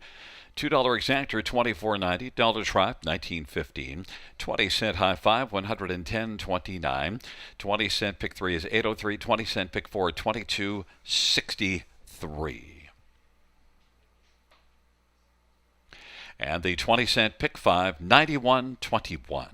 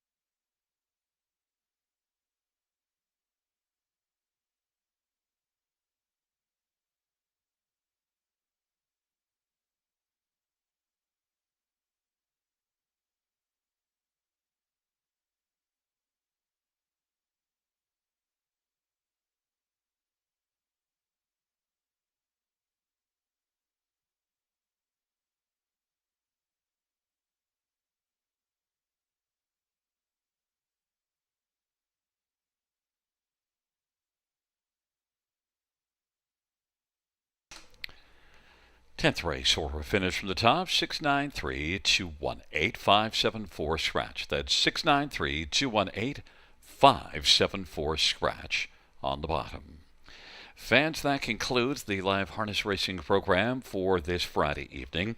Action resumes here at Grand River Raceway this coming Monday. Our first dash will go to post at 6:20 p.m. Buenas noches, amigos. Good night, everybody.